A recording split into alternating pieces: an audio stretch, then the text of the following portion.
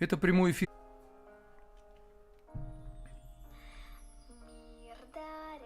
Нет, я в Турции сейчас. На планете Земля.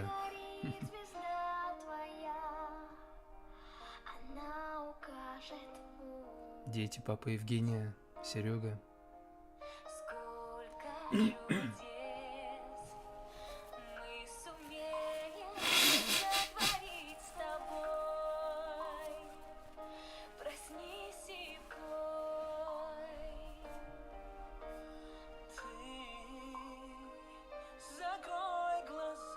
Закрой.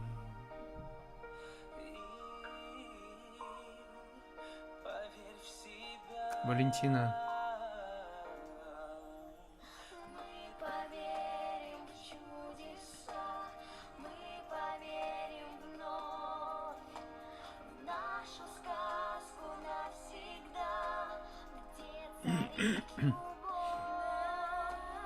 Мы поверим в чудеса. Людмила, Николай. Спасибо. Тамара. Галина.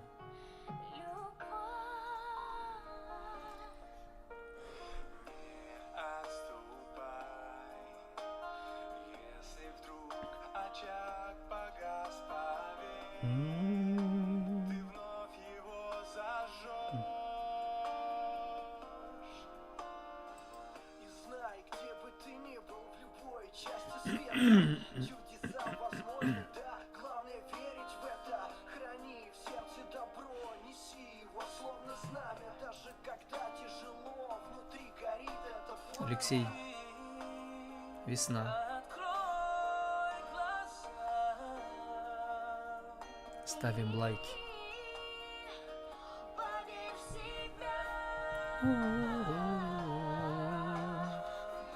Поверим в чудеса, мы поверим вновь.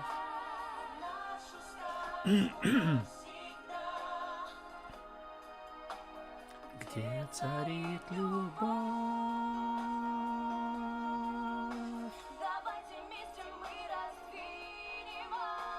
Алина.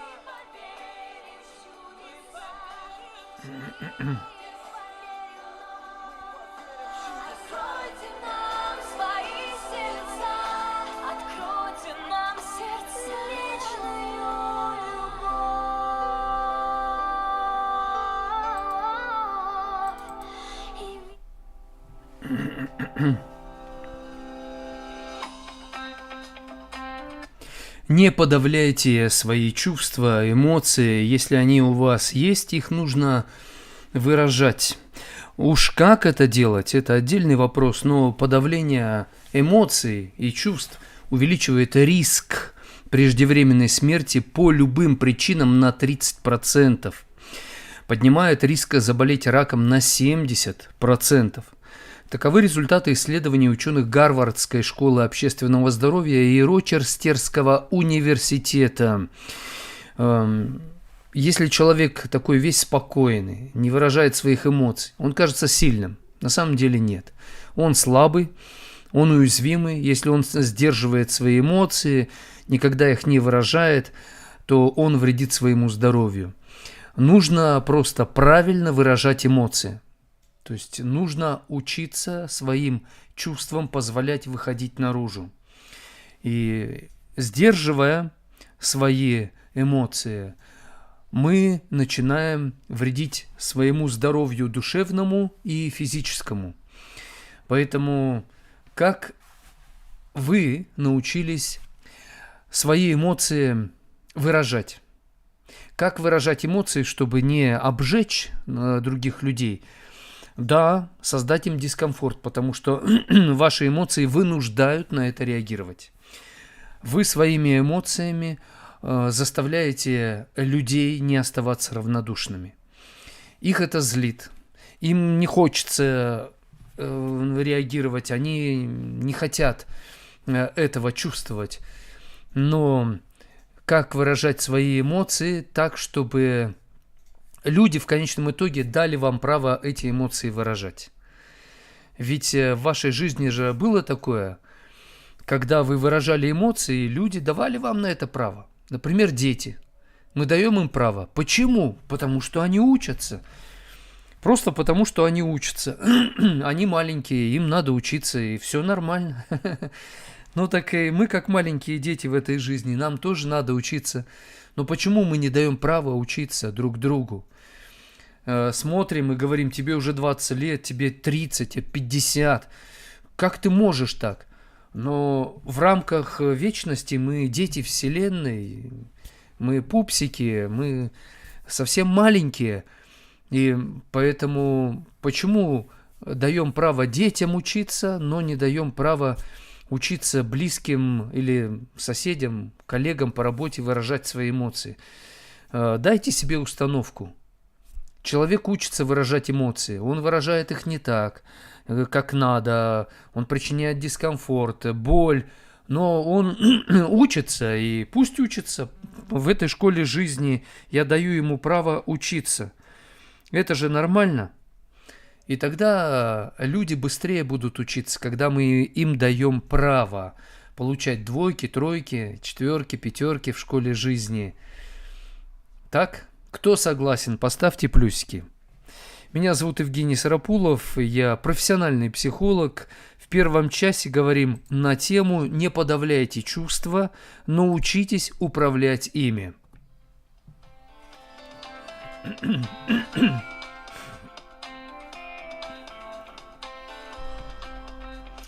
Светлая личность пишет: а если я выражаю свои эмоции с помощью матерных слов, то как с этим бороться? Во-первых, не оправдывайте мат. Мат – это зло. Если вы матерными словами выражаете свои эмоции, замените маты на другие слова. Каждому мату найдите 2-3 замены, 2-3 других слова. И люди будут вас уважать больше, чем когда вы материтесь. Вы и сами почувствуете иную силу. Весь ведь вопрос в том, что вы когда-то начали материться, и вам однажды это понравилось. Вы увидели, что это влияет. Вы увидели, что это работает.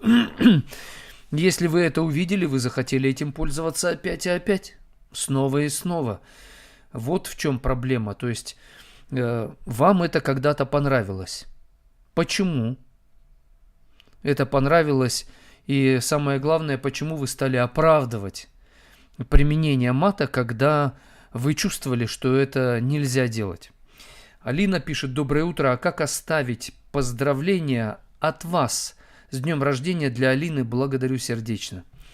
Алина, вы единственная, неповторимая, такой нет на свете. Вы в этом мире приносите особенное, и по-особому проблемы от вас возникают, но и возможности вы создаете особые для людей. Поэтому я желаю вам честно признаваться самой себе, где вы делаете хорошо, и усиливать это, где вы делаете плохо, и не оправдывать это. Я желаю вам быть уникальной там, где люди будут пытаться вас подстроить под себя. Да, быть уникальной так, чтобы людям это нравилось, чтобы они хотели с вашей уникальностью встречаться. Я желаю вам, Алина, чтобы вы не расстраивались, когда люди будут противиться вашей уникальности, будут критиковать вас, будут мешать вам в этом. Учитесь понимать людей. Им вы непонятны, когда вы учитесь быть собой. Вы для них странная, вы для них неудобная, когда вы учитесь быть собой, уникальной. Но дайте им право учиться. И некоторые из них так и останутся двоечниками и не примут вас такой, какая вы есть. Другие же, наоборот, будут очень рады, что вы им позволили вас узнать такой, какая вы есть. Потому что рядом с вами и они тоже начинают быть такими, какие они есть. Дайте людям право научиться, получать двойки в школе жизни, и они захотят получать пятерки. Мое пожелание вам: да сбудется в полной мере. Наталья, привет.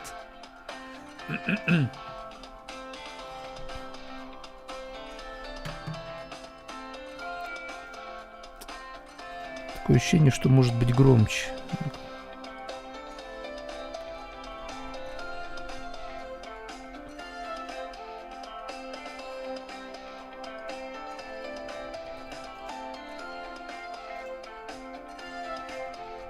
Нет, не становится. Ну ладно. Мы говорим на тему «Не подавляйте свои чувства, но учитесь управлять ими, учитесь их выражать». Бывает в жизни токсичная позитивность, то есть неполезная. Она как бы требует всегда сохранять хорошее настроение. Всегда. Избегать любых сильных отрицательных эмоций. И это неестественно. Нужно быть настоящими. Если вы испытываете неприятные эмоции, их надо выражать. Если у вас чувство гнева, это нормально проявить гнев. Другое дело, управлять этими состояниями нужно учиться, да. Но быть всегда на позитиве, избегать любых сильных отрицательных эмоций, это ненормально. Это сделает вашу жизнь ненастоящей.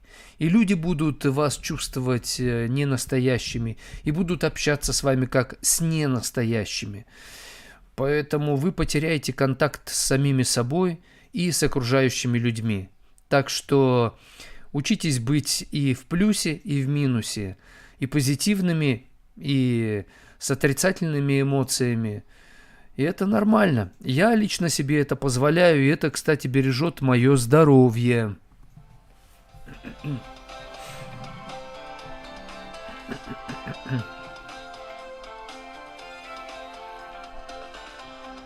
Масса Гепрофи KG с добрым утром пишет. Лысый Леонид здоровается и пишет, какие модели отношений бывают и какая модель самая приемлемая по вашему мнению. Модели отношений бывают демократическая, авторитарная. И та нужна. Нужна авторитарная модель, чтобы как капитан корабля принимал решение. В конечном итоге решение, последнее слово за ним остается. Точно так же и в семье или в отношениях нужно, чтобы каждый имел право иметь последнее право голоса. То есть остается решение за тобой.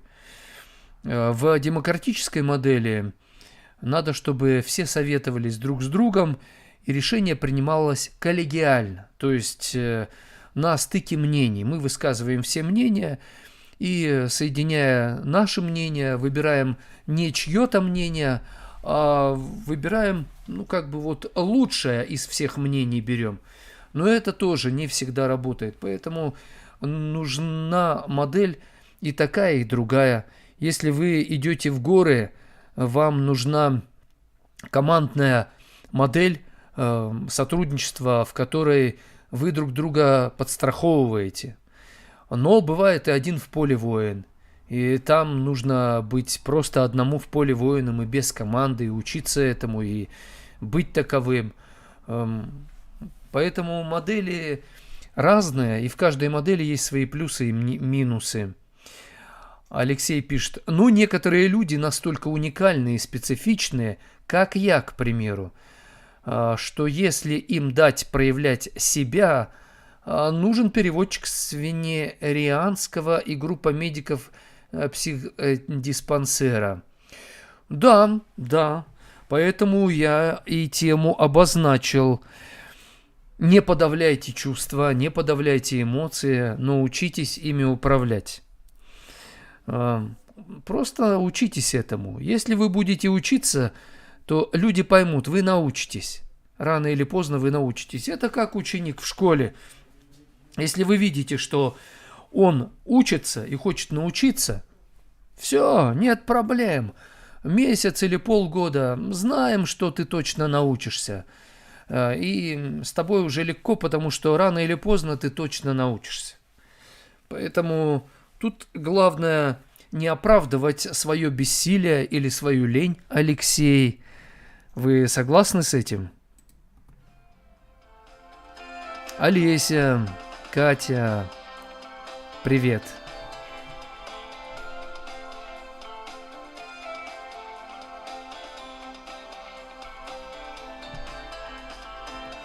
Я когда веду свои эфиры, мне бывает сложно выражать эмоции, потому что, выражая эмоции, как будто бы ты становишься слабым, как будто бы ты уже не эксперт.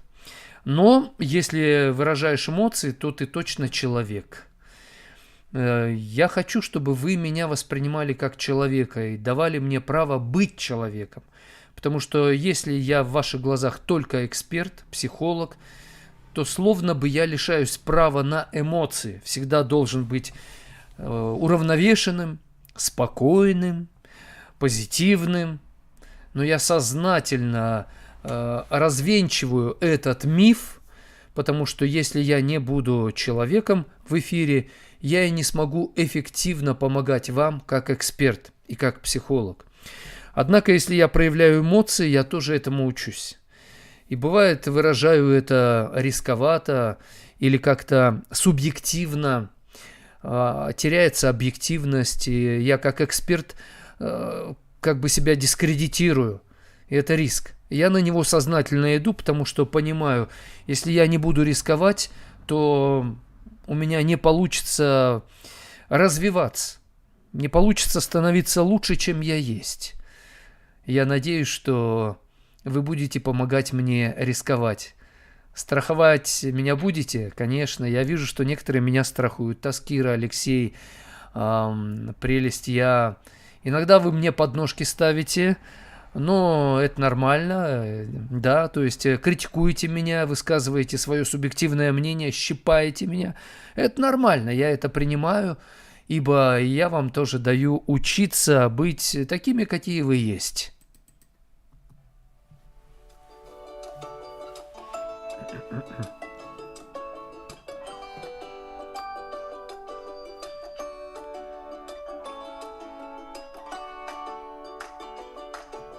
Утренний эфир, день добрый.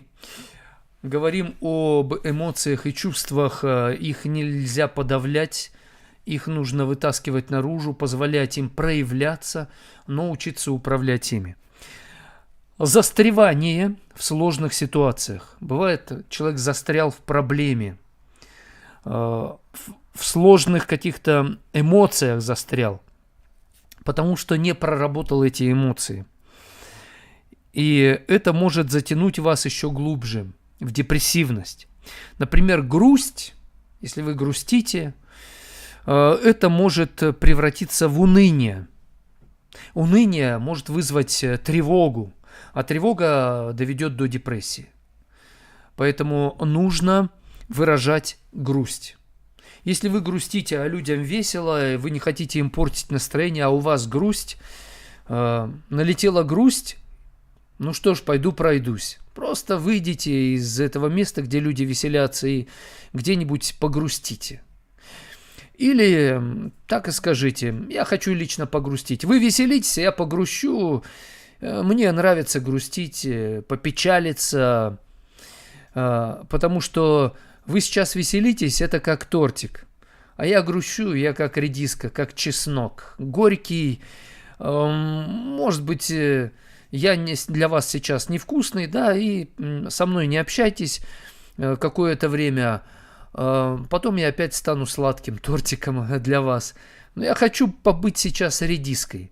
Перчиком, чесночком, хреном. Это, кстати, полезно. И просто всему свое время. У вас сейчас время веселиться, у меня время грустить. Все нормально. Не парьтесь по моему поводу. Не надо меня веселить, я просто посижу и тихонечко погрущу. Вот как-то так можно договариваться с компанией, где вы чувствуете, что вам не надо быть как все. Помните, грусть, если вы не учитесь грустить, она способна вас ввергнуть в уныние. Уныние создает тревогу, а тревога может превратиться в депрессивность. И это все потом в итоге все сложнее и сложнее разруливать, управлять этими состояниями.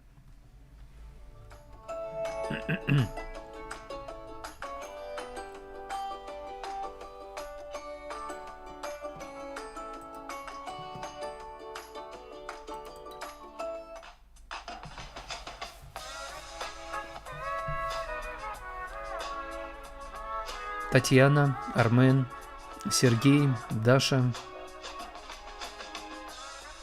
Спасибо за лайки. Спасибо, это очень важно, ценно.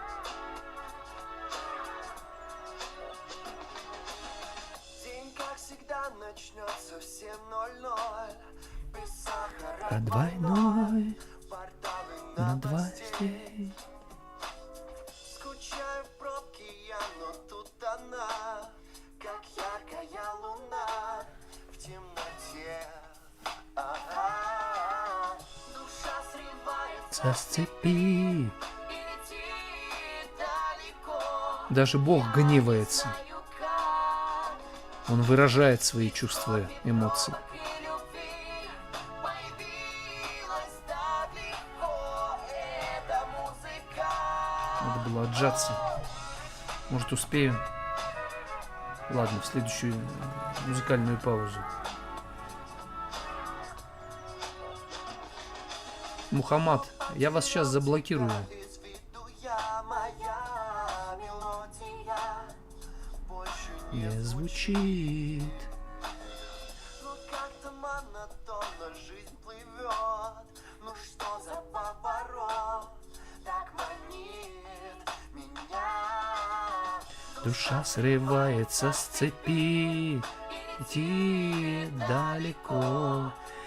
Не знаю как. Просто чел, доброе утро. Кофе, пробок и любви появилась так легко эта музыка. Оу. Ту-ту-ту-ту-ту-ту-ту. Надежда Щередина. В паутине улиц, суете Клара. машин, где-то там мы продолжаем жить в городе этой вечной суеты. Мимо нас все эти мечты. А зная, счастье придет, когда весь мир вдруг замрет и посмотрит в небо. Душа срывается С цепи и летит так легко. Я не знаю как.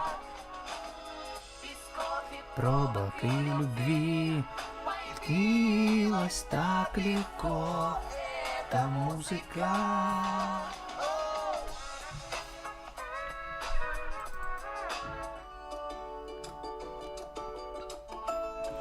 Когда душа срывается с цепи, душа как собака становится. Да? Ну, кто срывается с цепи? Собака.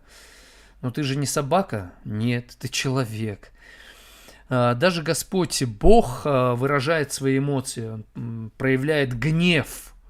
Это сильное чувство, очень сильное.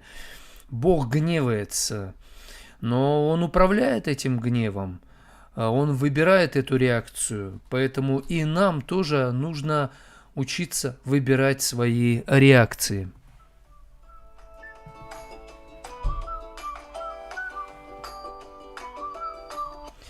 Пишет нам Артем, все знать и все уметь невозможно? Нет, невозможно. Хотеть все знать возможно, но все знать невозможно. Живя на Земле, мы ограничены временем и телом. И поэтому, чем больше знаешь, тем больше ты не знаешь. Поэтому, чтобы знать так, как надо, то, что знаешь, надо применять в жизни, потому что практика – это критерий истины. Поэтому хочешь знать, применяй на практике то, что знаешь, чтобы понимать, что ты знаешь.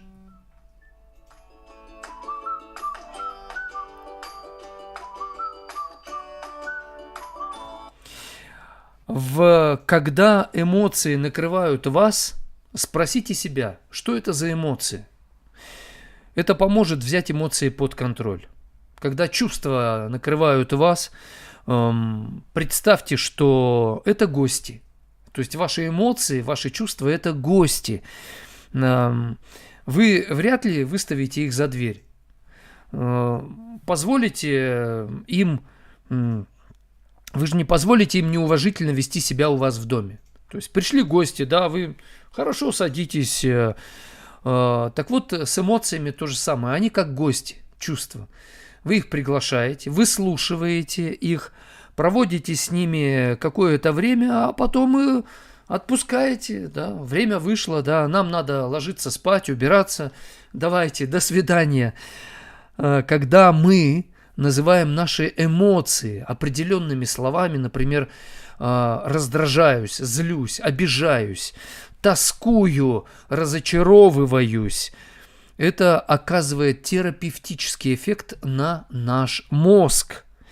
И, кстати, это подтверждают исследования ученых Калифорнийского университета. Поэтому проговаривайте эмоции вслух. Что вы чувствуете? Чувствую, меня накрывает раздражение. Мне хочется наорать. То есть, какие желания появляются, вы их проговариваете вслух. Если это невозможно, потому что вы находитесь на работе, и там это будет ненормально выглядеть, пишите на листочке: «Я чувствую желание ударить по башке, сломать нос. У меня гнев, у меня...» Что вы чувствуете? Какие эмоции? Называйте это по имени. Потому что таким образом вы будете лишать эти эмоции и чувства власти над вами.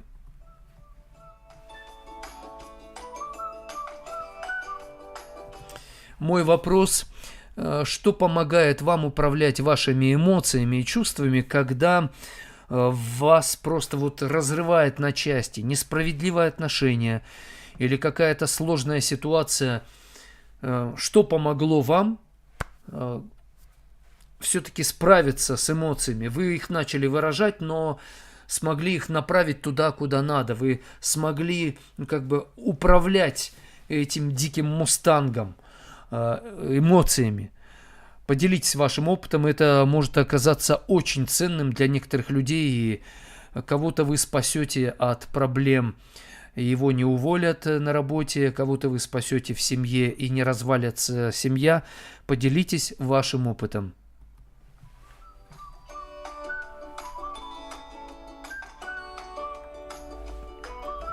И другой вопрос: что мешает вам управлять своими эмоциями и чувствами? Пишет Татьяна: какие эмоции чаще приемлемы в 60 лет, если в душе еще 30 лет? Да, выражайте свои эмоции разные. Можете, как девочка, попрыгать и в 60 лет побыть девочкой. Но просто надо понимать, что кто-то будет крутить у виска, глядя на вас. Главное, чтобы вы понимали, что сейчас эти эмоции для вас естественны. Сейчас побыть девочкой или побыть молодой, или побыть 30-летней, когда вам 60, это поможет вам прийти в баланс. Если люди вначале вас не поймут и даже посмотрят, что это с вами, покрутят у виска, но потом вдруг увидят, что вы пришли в норму, и ваша работоспособность, она позитивно отражается на вас и на них, то в конечном итоге люди дадут вам право такой быть. Но вы боитесь что люди начнут вас воспринимать странной. Меня тоже странным воспринимают. Особенно, когда я экспериментирую и думаю, какие эмоции мне нужно выразить. И как? Я не знаю. Но буду учиться. И когда я учусь, я веду себя, бывает, странно. Люди умные, они меня понимают, потому что они тоже учатся, и они знают, что да, это понятно. А люди, которые ищут повода, да там, каким бы идеальным ты ни был, они все равно найдут повод, они тебя будут провоцировать. Так что, когда мы выражаем свои эмоции, как есть, чувства, как есть, но учимся этим управлять, мы легче поймем, кто из окружающих людей умен, а кто глуп.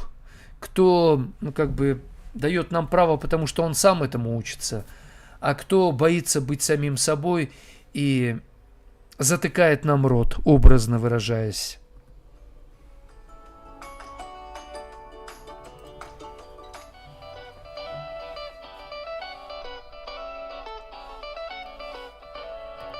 Алексей пишет: я плохой пример, если мне навязывают драку или провоцируют, я дерусь. Это, в принципе, нормально. Мужчина должен уметь драться. На то Бог и дал ему силу, чтобы он умел применять эту силу. Бог же не дал эту силу женщине, а мужчине дал. Поэтому деритесь так, чтобы не изувечить. Деритесь так, чтобы не унижать людей, но в первую очередь деритесь со своим злом и раздражением. Бейтесь с негативом, с грешными мыслями внутри себя. Если вы будете тренироваться в этом плане, тогда вы сможете правильно применять внешнюю силу.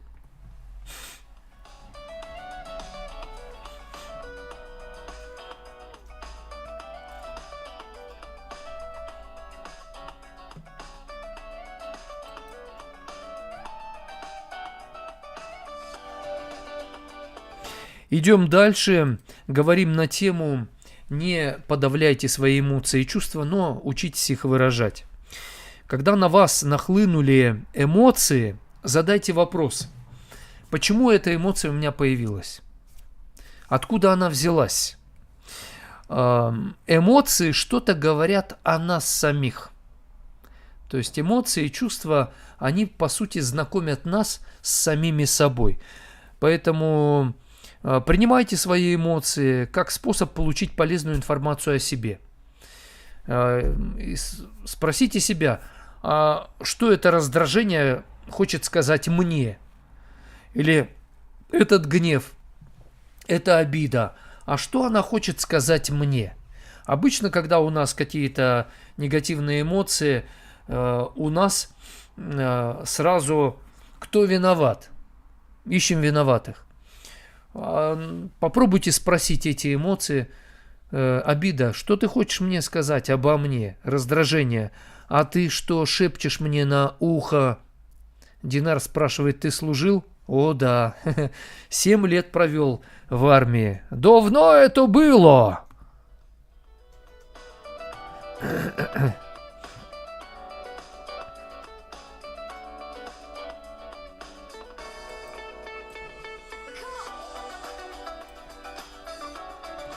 И еще, когда на вас нахлынули эмоции, задайте себе вопрос: а что происходит с моим телом?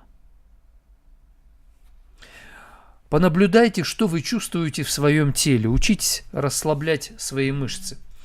Когда у нас сильные эмоции и чувства, если мы переключаемся на свое тело, во-первых, срабатывает эффект: мы переключились, и нам становится легче управлять нашими эмоциями, потому что источник раздражения, если мы на нем зацикливаемся, на человеке, например, который нас раздражает, то это может раздражать нас еще больше.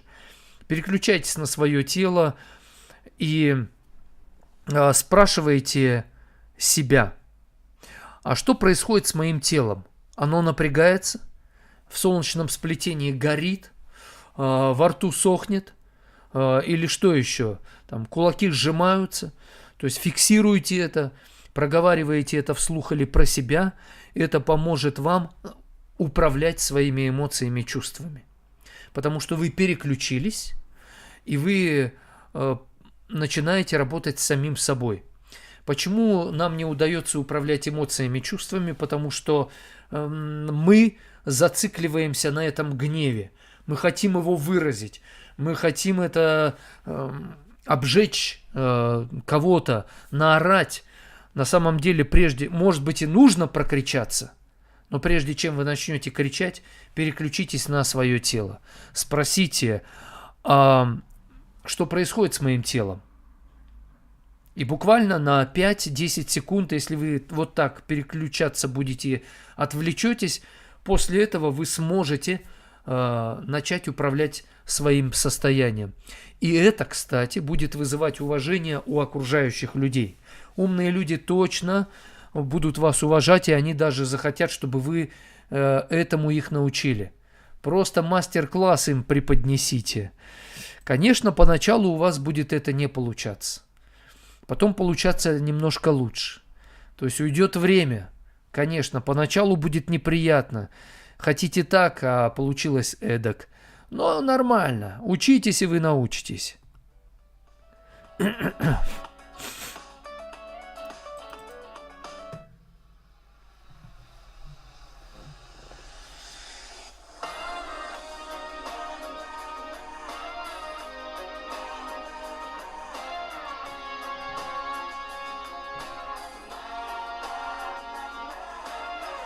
Ставим лайки, делимся трансляцией.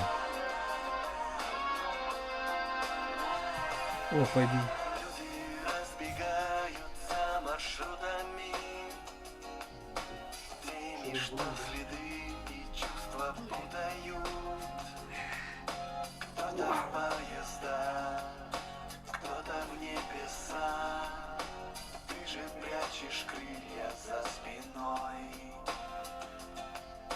Я твои шаги считал минутами. Именно твои пел между нотами. Видно навсегда эти голоса. В нотах лишь останутся со мной. А я бегу куда-то вдаль аэропортами. И кто-то сможет полюбить однажды, но не мы. А я бегу куда-то в ночь, куда не важно, только прочь от улиц и людей, что так хотят помочь. Люди говорят, что не похожи мы. Я не знаю даже просто, кто же мы. Только поздно нам что-то выбирать. Лишь с тобою я умел летать. А я бегу куда-то вдаль аэропортами. И кто-то сможет полюбить однажды, но не мы. А я бегу Куда-то в ночь. куда не важно, только прочь от улиц и людей, что так хотят помочь.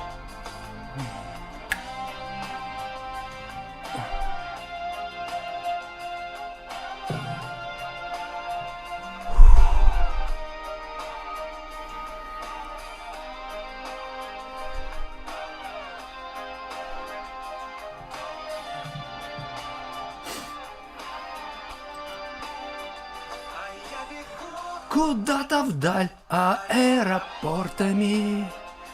кто-то сможет полюбить однажды, Но не мы. Я бегу куда-то в ночь. куда не важно, только прочь от улиц и людей, что так хотят помочь. А я бегу Спасибо за лайки. аэропортами. Кто-то сможет полюбить однажды, но не мы.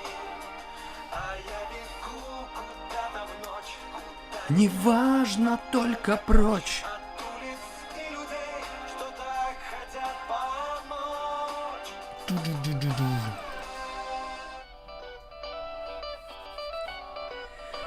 Это прямой эфир «День добрый». Мы говорим на тему «Не подавляйте свои чувства и эмоции, но учитесь этим управлять». Когда на вас нахлынули эмоции, задайте себе вопрос: а где может жить эта эмоция? Или другими словами, а куда можно поместить эту эмоцию? Ну, например, мысленно представьте для каждой из ваших эмоций большой контейнер. Да, и отправляйте ее туда. Скажите: я к тебе приду. Мы с тобой там встретимся. Это игра. И такие игры помогают управлять нашими эмоциями и чувствами. Когда мои дети злились, я злился. Я помню, Бог как-то дал мне понимание, что надо бороться не друг с другом, а бороться со злом. Я детям говорю: так, если я на вас злюсь, значит, нам с вами надо вычислить зло. Оно мною управляет, оно на меня влияет. Давайте будем искать это зло и будем садить его на цепь. Будем его искать, охотиться на него. И это иногда помогало очень, да. Мы начинали искать, а где же эти злые эмоции живут, а? Где они там прячутся? Давайте посадим их в контейнер. Да, Наталья, Алексей, Флеурру, Денис, добро пожаловать на трансляцию, заходят. Спасибо большое, что вы здесь. Мы говорим на тему «Не подавляйте свои эмоции и чувства, но учитесь ими управлять». У нас сообщение от Динара: ты не умный. Ну, Динар, для вас я не умный, но вы остаетесь смотреть мою трансляцию. Поэтому вы просто не хотите честно признаться в том, что вас что-то во мне раздражает или вы чему-то завидуете. Просто будьте самим собой. Не играйте роль независимого, равнодушного, суперспокойного чела. Просто будьте собой. Скажите, что вам не нравится во мне.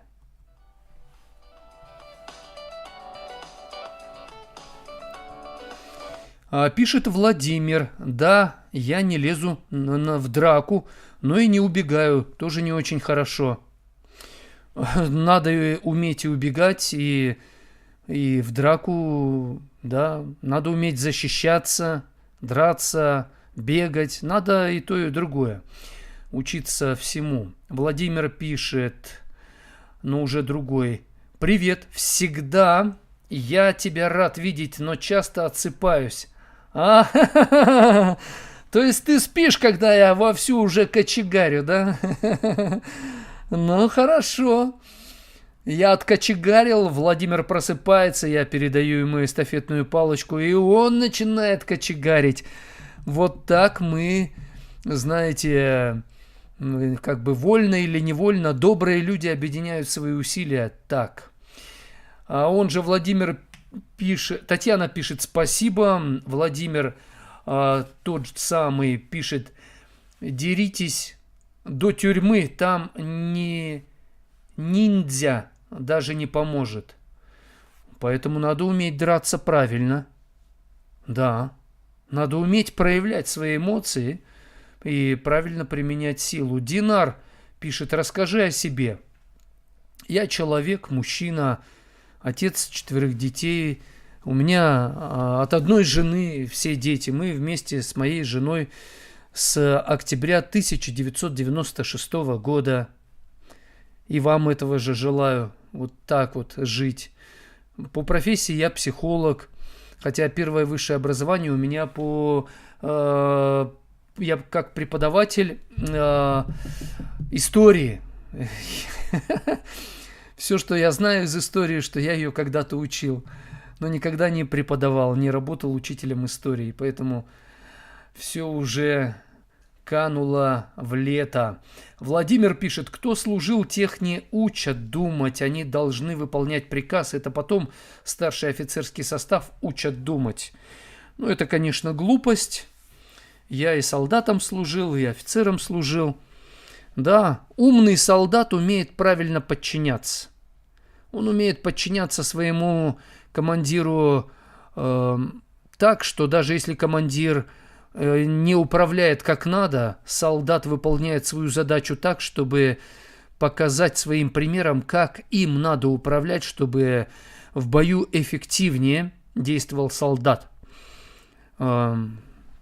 Настоящий подчиненный – это тот, кто умеет управлять своим начальником так, что начальнику это нравится, а начальник становится еще умнее, сильнее. Пишет нам Оксана: у моей доченьки сегодня день рождения, 12 лет. Ура! Ого! Я поздравляю вашу дочку. Ее ждут великие дела, потому что она создана единственной. Она родилась, больше такого человека никогда не родится. И ей нужно открыть в себе эту уникальную красоту, уникальный ум, уникальную себя как личность. За это придется ей бороться. Я желаю ей набраться сил, мужества и не бояться быть странной. Но если будет какая-то крайность, пусть она признается честно перед самой собой, перед Господом, и учится дальше проявлять свою уникальность в эмоциях, в чувствах. Я желаю вам, Оксана, быть мамой, которая поможет ей научиться быть самой собой. Не такой, как вы, не такой, как папа, не такой, как кто-то еще. Да, брать пример с других, но учиться все-таки быть самой собой. Вот это я желаю ей как самое главное.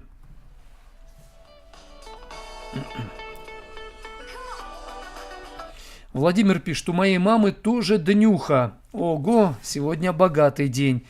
Вашей маме я желаю здоровья и духовного, и душевного, и физического. Надежда пишет: у моей внучки, у Машеньки день рождения 9 лет. Да вы что? Ну вообще, короче. Да, ладно, я тогда в заключении, как раз наш первый час эфира заканчивается, поставлю какую-нибудь песню в исполнении, в чьем-то исполнении, но я подумаю. Кстати, я хотел поставить одну песню, а поставлю, видимо, другую. Вот детский хор «Великан». Угу. Да, в их исполнении прозвучит песня для всех детей, кто сегодня празднует день рождения. Любовь пишет: нужно ли подавлять чувство любви, если она безответная? Не надо подавлять, нужно выражать. Как я сказал сегодня, не подавляйте свои эмоции и чувства. Но просто учитесь это правильно выражать. То есть, если безответная любовь, тогда эту любовь переключайте не на мужчину, а любовь эту переключите на него как на человека.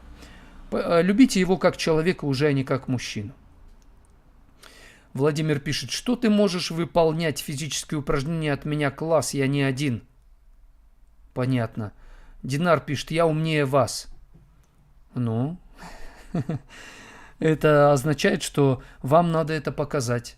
Не просто написать об этом, а провести трансляцию и всем нам показать, что вы умнее меня. Но я уверен, что эту трансляцию вы не будете проводить. Я знаю, что вы как собачка из-за забора лаете. Вот у меня такое впечатление о вас. Максим пишет: самое большое зло – это я сам. О, это бывает. Бывает, что мы источником зла являемся. Но не всегда. А Любовь пишет: ответьте на вопрос. Любовь – это эмоция? В том числе, конечно. Светлая личность пишет: Евгений, благодарю за ваши передачи. Душа успокаивается, когда их слушаешь. Спасибо большое. Спасибо. Мы уходим на перерыв. Вернемся через 9 минут.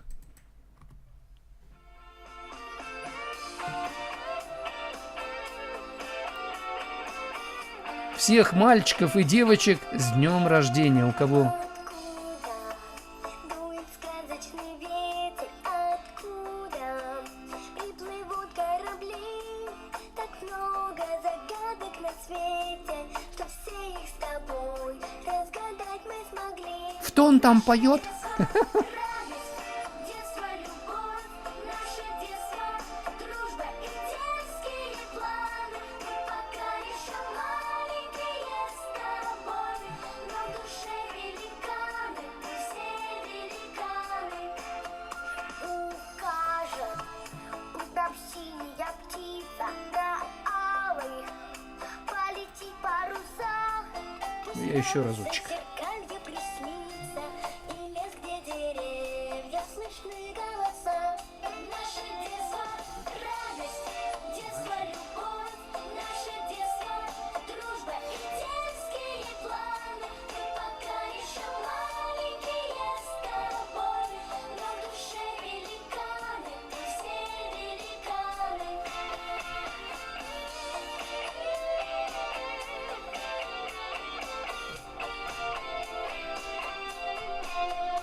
Пусть солнце нам подарит веснушки, пусть мамы не волнуются зря, ведь рядом друзья и подружки, мы все великанов, большая семья. Наше детство, радость, детство, любовь, наше детство, дружба и детские планы. Мы пока еще маленькие с тобой, но в душе великаны, мы все великаны. Наше детство, радость, детство, любовь, наше детство, дружба и детские планы. Мы пока еще маленькие с тобой, но в душе великаны, мы все великаны. Мы пока еще маленькие с тобой, но в душе великаны, мы все великаны.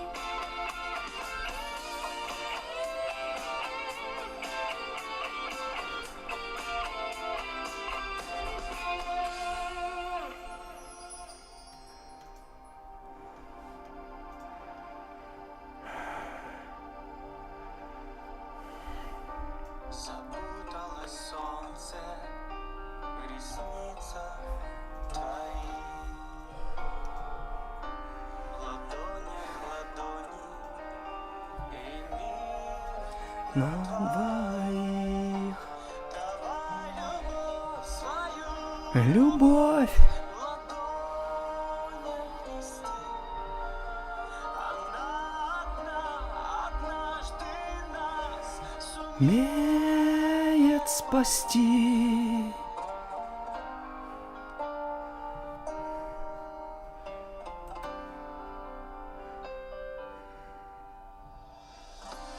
огромнее моря и хрупче стекла.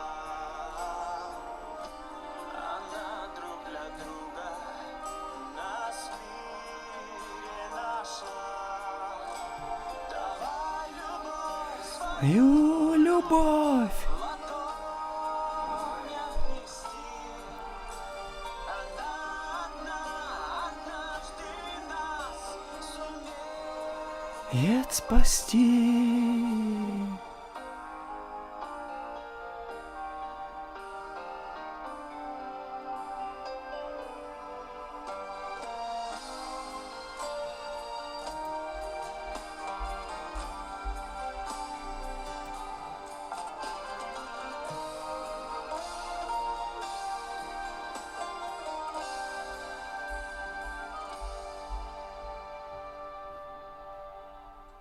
В глазах твоих небо, в улыбке рассвет. На нашу похожей любви больше нет. Давай любовь свою, любовь в ладонях нести.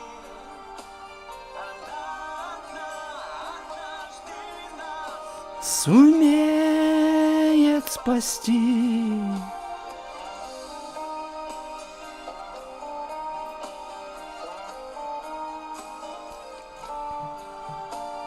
Ту-ту-ру-ту, ру-ру-ру-ру.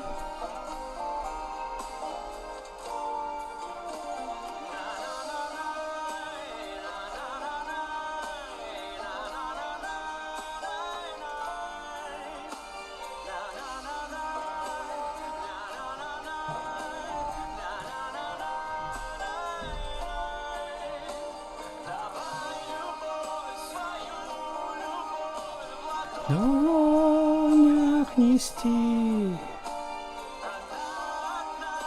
Однажды нас сумеет спасти.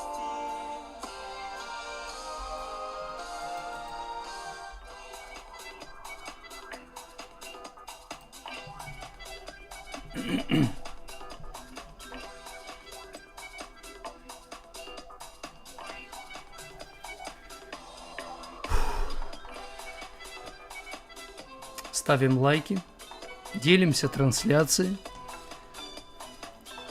У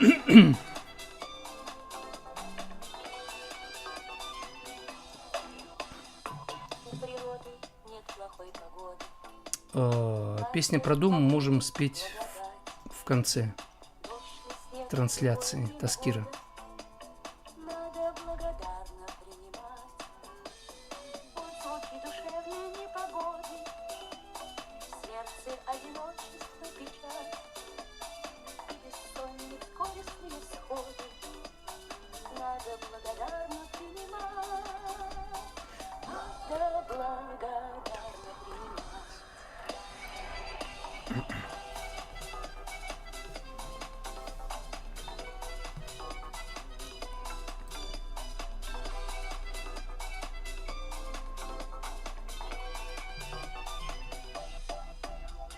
Смерть желаний, годы и невзгоды. Таскира, спасибо. Посильный клад, что тебе назначено природой, надо благодарно принимать. Смену лет, закаты и восходы.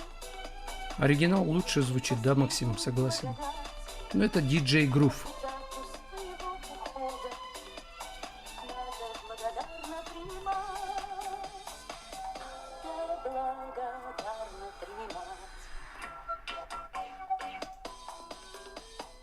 У природы нет плохой погоды, ход времен нельзя остановить. Все равно классно. Осень жизни, как и осень года, И я об этом. надо не скорбя благословить. Надо не скорбя благословить. Так, готовимся.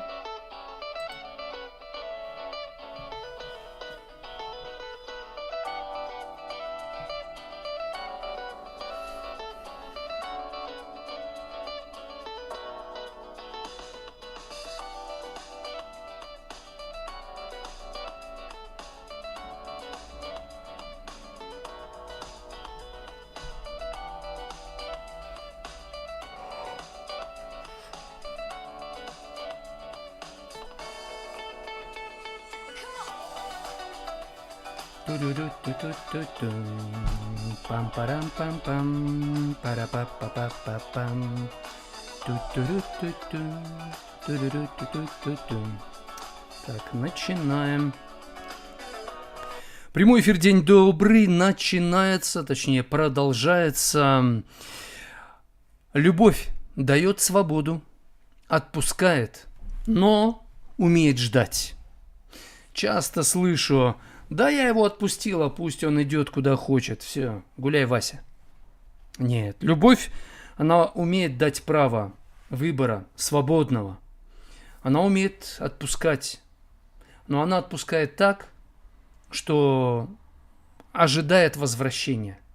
И дает время для реабилитации, для время, чтобы он пришел в себя. Любовь – это как в притче о блудном сыне: отец, который дал свободу сыну, отпустил его, но сын вернулся, потому что отец ждал. И отец не бегал, не уговаривал, не ходил, не убеждал, не критиковал своего сына, но он его по-настоящему любил. Поэтому, когда вы разошлись, когда что-то там происходит, конкурент появился, любовь умеет ждать. Но любовь, она остается независимой от того, кого она любит. Она умеет жить, и жить полноценно без того, кого она любит. Поэтому однажды так хочется вернуться к этой любви.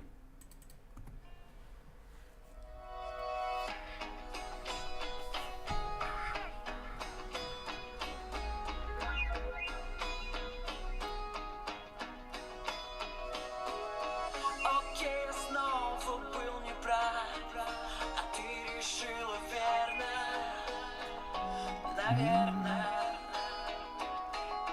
И мне не стоит Ирина. больше ждать никаких чудес.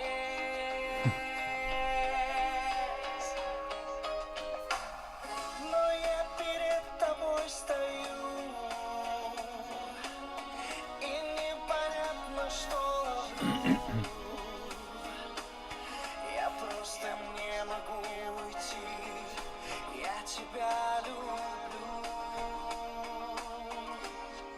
сильно. Она вернется, она мне ночью заменяет солнце. Она услышит, она заплачет, и я надену ей кольцо на пальчик. И я надену ей кольцо на пальчик. Один мой друг мне дал совет: поищи другую, такую. Вечной любви на свете нет, и твоя пройдет, и твоя пройдет. А я в ответ ему молчу, а я убить его хочу. Ну, это, конечно, крайность, но понятно. Боль перетерплю, ведь я тебя люблю сильно. Она вернется, она мне ночью заменяет солнце. Шит, она заплачет, Я надену ей кольцо на пальчик.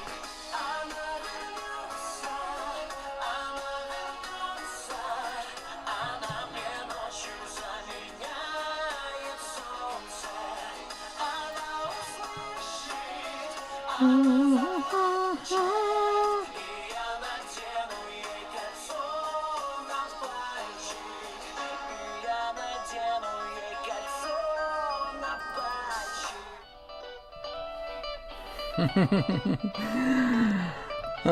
Все ли мужчины хотят одеть кольцо на пальчик любимой женщине? И все ли женщины хотят, чтобы колечко на пальчике появилось? Что означает кольцо? Для каждого из нас это означает разное. Татьяна нам написала: как удержать равновесие на всплеск агрессии взрослой дочери? На желание ей дать совет она обижается и раздражается. Если она взрослая, не лезьте к ней с советами. Любовь дает свободу. Так, Татьяна, дайте свободу выбора вашей дочери. Любовь отпускает. То есть отпустите ее, пусть живет как хочет. Но справляйтесь с желанием навязать ей свое понимание жизни. Даже если ваше понимание, оно правильное, не навязывайте своей дочери это понимание жизни. Живите так, чтобы хотелось жить, как вы.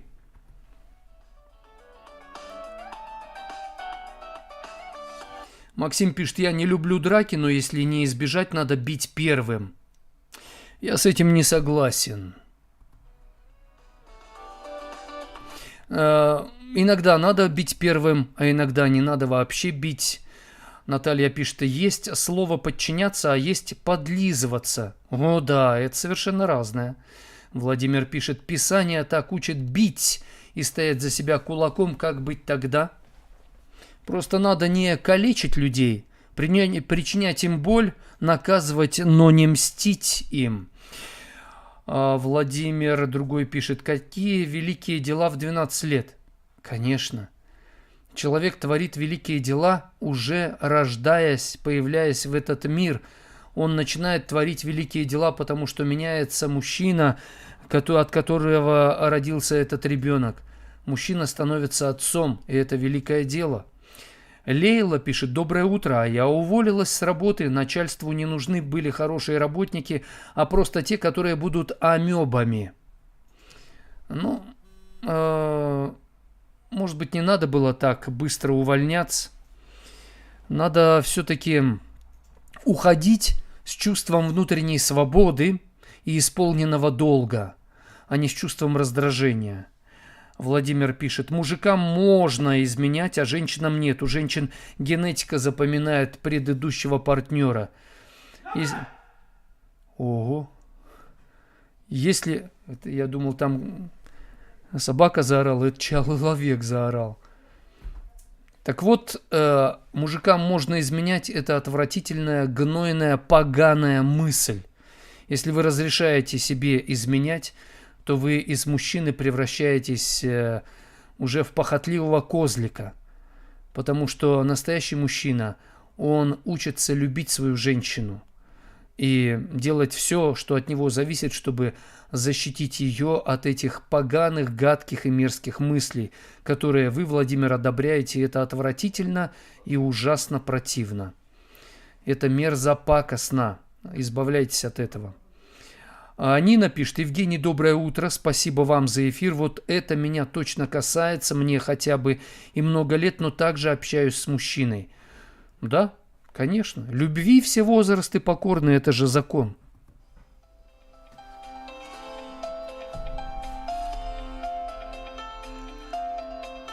Элеонора пишет, с добрым утром, Евгений. Элеонора, спасибо, очень приятно.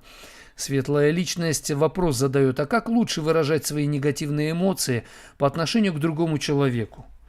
Ну, вначале проговорите эти эмоции, которые вы хотите выразить наедине с самим собой. Затем напишите то, что вы хотите сказать этому человеку. И пройдя 2 этих этапа, вы уже сможете выразить свои эмоции негативные, ну, скажем так, в более культурном виде. Владимир пишет, любовь – это не свобода. Любовь способна себя ограничить. Любовь способна лишить себя свободы ради другого. Например, когда мы женимся, выходим замуж, создаем семью, мы ограничиваем свою свободу. Да, мы лишаем себя свободы быть одними. Но мы вступаем в отношения, в команде. У нас другая свобода. Например, в одиночку ты никогда не выиграешь в футболе. Тебе нужна команда. Есть свобода командная, есть свобода индивидуальная. И та, и другая свобода имеет место быть.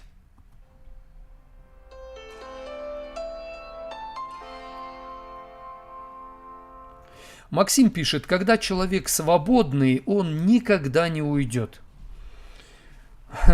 Знаете, Бог дал людям свободу, и все до одного люди ушли от Творца. Стали жить, как хотят. Странно. Странно вы рассуждаете, Максим. Когда человек свободный, он никогда не уйдет. Конечно, он уходит.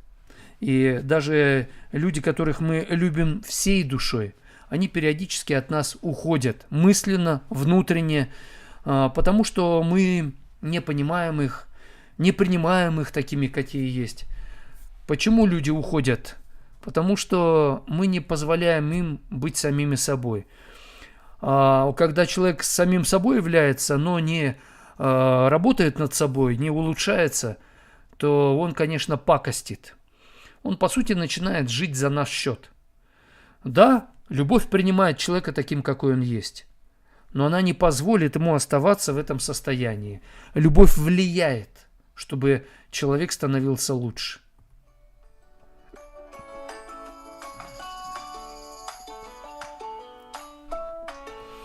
Меня спрашивает Легион Фараон Ви Антифаг. Сколько вам лет? Мне 54. Наталья пишет, а как понять, его поступок любит меня, а заигрывает с другими, сейчас мы в ссоре. Ну так, если он любит вас, он будет учиться сохранять верность вам. А если он заигрывает с другими, то значит он либо не любит вас, либо он не разобрался с тем, что такое любовь. Любовь, она учит нас любить одного человека. Любить одного. Потому что любовь говорит тебе, одной женщины предостаточно. Предостаточно. И всей жизни не хватит, чтобы ты ее познал, чтобы ты ее в полной мере научился любить. Если тебе с одной женщиной становится скучно, это значит, ты становишься скучным. Ты перестал познавать ее, ты перестал учиться ее любить. Женщина хочет, чтобы мужчина ее познавал, открывал в ней новое, становился исследователем ее души, ее тела, ее духа. И Бог создал мужчину таким, чтобы он был способен открывать что-то новое, по-новому видеть в своей женщине то, что у нее давно уже есть, а он что-то видит в этом новенькое. Мужчину Бог создал таким. Так что, если мужчина начинает заигрывать с другими, и это буквально, и прямо это явно становится, это значит, что он боится любить, или не умеет любить, или он просто пользуется женщинами и абсолютно не понимает настоящую любовь. Потому что настоящая любовь, она, конечно, говорит, надо потрудиться, надо научиться познавать свою любимую женщину. Так, чтобы ты понял, она космос, она вселенная. Лохудрик ты, лошариковый!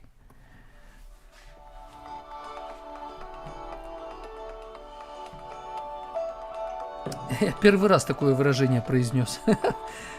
Лошариковый лохудрик. Особо избранные будут нарекаться именно так. Кто там у нас? Это утренний эфир «День добрый». В этом часе мы говорим на тему важную. Любовь дает свободу, отпускает и умеет ждать.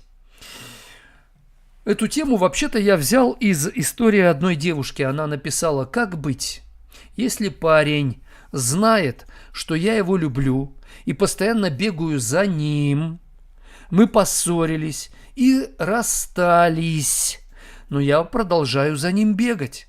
Он перестал отвечать на мои сообщения, стал игнорировать. Я знаю, что виновата в том, что бегала за ним. Возможно ли его вернуть? Если начну игнорировать, но он знает, что в любой момент может вернуться, и я его приму. Это любовь? Это трудно назвать любовью. Бегать за парнем нельзя. Не стоит. Это делает его ленивым. Снимает с него ответственность, он перестает вас ценить. Вот что происходит, если любовь начинает бегать за кем-то. Любовь не бегает. Любовь, она любит. Но любовь отпускает, дает свободу и отпускает. Но бегать не будет. Любовь следит за собой, чтобы оставаться свежей, сочной, чтобы благоухать, зеленеть, приносить плоды, и чтобы тот, кто убежал от нее, ушел, он сказал: «Какой приятный запах! Откуда? О! И это достанется кому-то? Нет!» Вы понимаете, да, о чем я? О том самом, о той самой любви.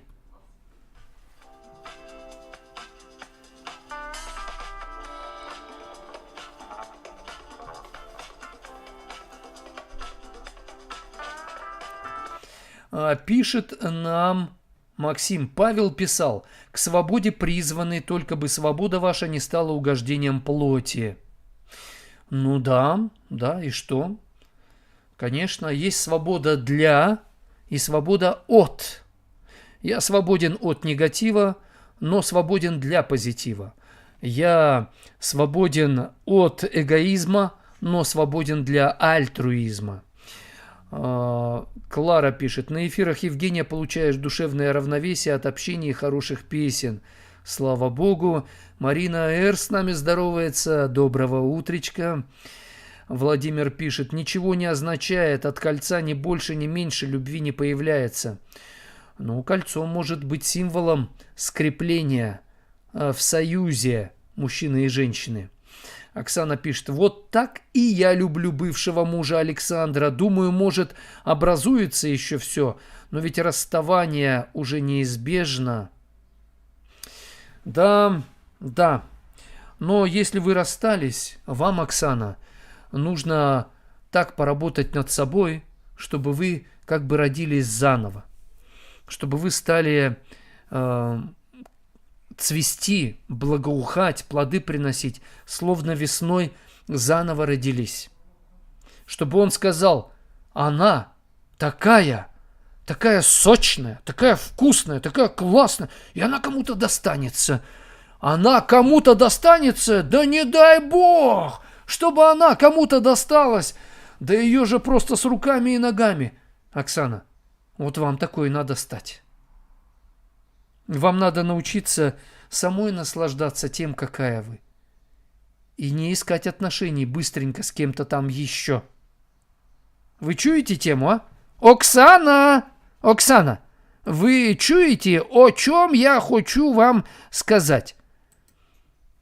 Пусть эта песня растопит лед в вашем сердце, который появился из-за того, что ушел ваш муж, и вы страдаете. Вы страдаете?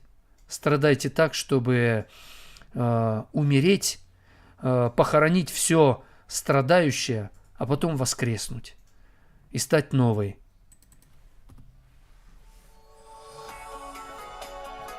А я за ваше здоровье отожмусь.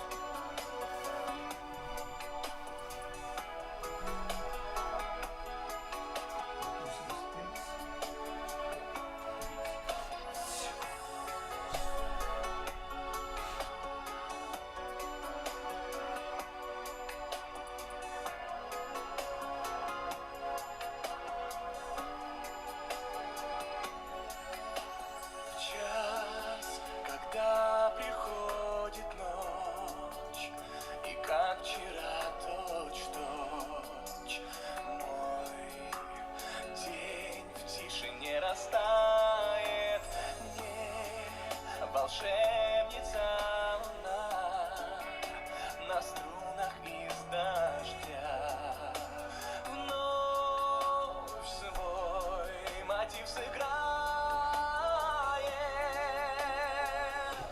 Лунная мелодия нежно зазвучит вдали, чтобы и душа, и сердце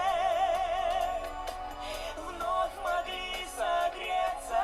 Лунная мелодия — это звезды плакали по любви моей ушедшей, за собою вдаль вела меня.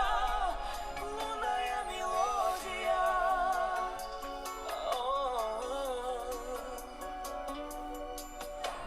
В час, когда слова пусты и сожжены мосты, и дни Свеж, бодр. тяжелы, как цепи, вмиг все вдруг произойдет, и музыка спасет, вновь разольется в небе.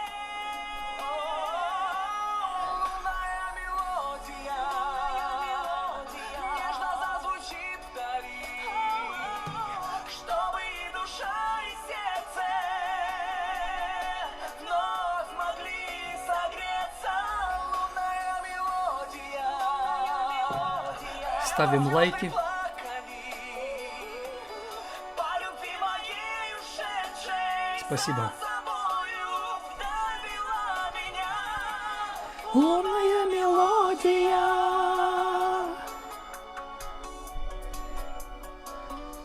Лунная мелодия нежно зазвучит вдали, чтобы и душа, и сердце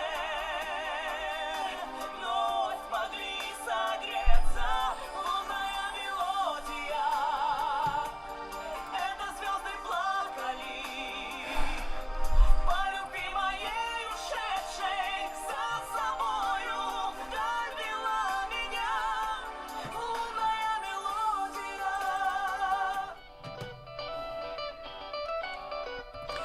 Прямой эфир «День добрый» продолжается. Меня зовут Евгений, я профессиональный психолог. Говорим на тему «Любовь дает свободу, отпускает, но умеет ждать». Девушка, которая написала, что она бегала за парнем, и что если она начнет игнорировать, но он знает, что в любой момент может вернуться, я его приму. Вы поссорились и расстались. Каждому нужно заняться собой. Провести работу над ошибками. Извлечь правильные уроки. После этого есть шанс отношения построить по-новому, как надо. Любовь умеет дождаться, принять, если тот другой начал над собой работать. То есть просто так принять.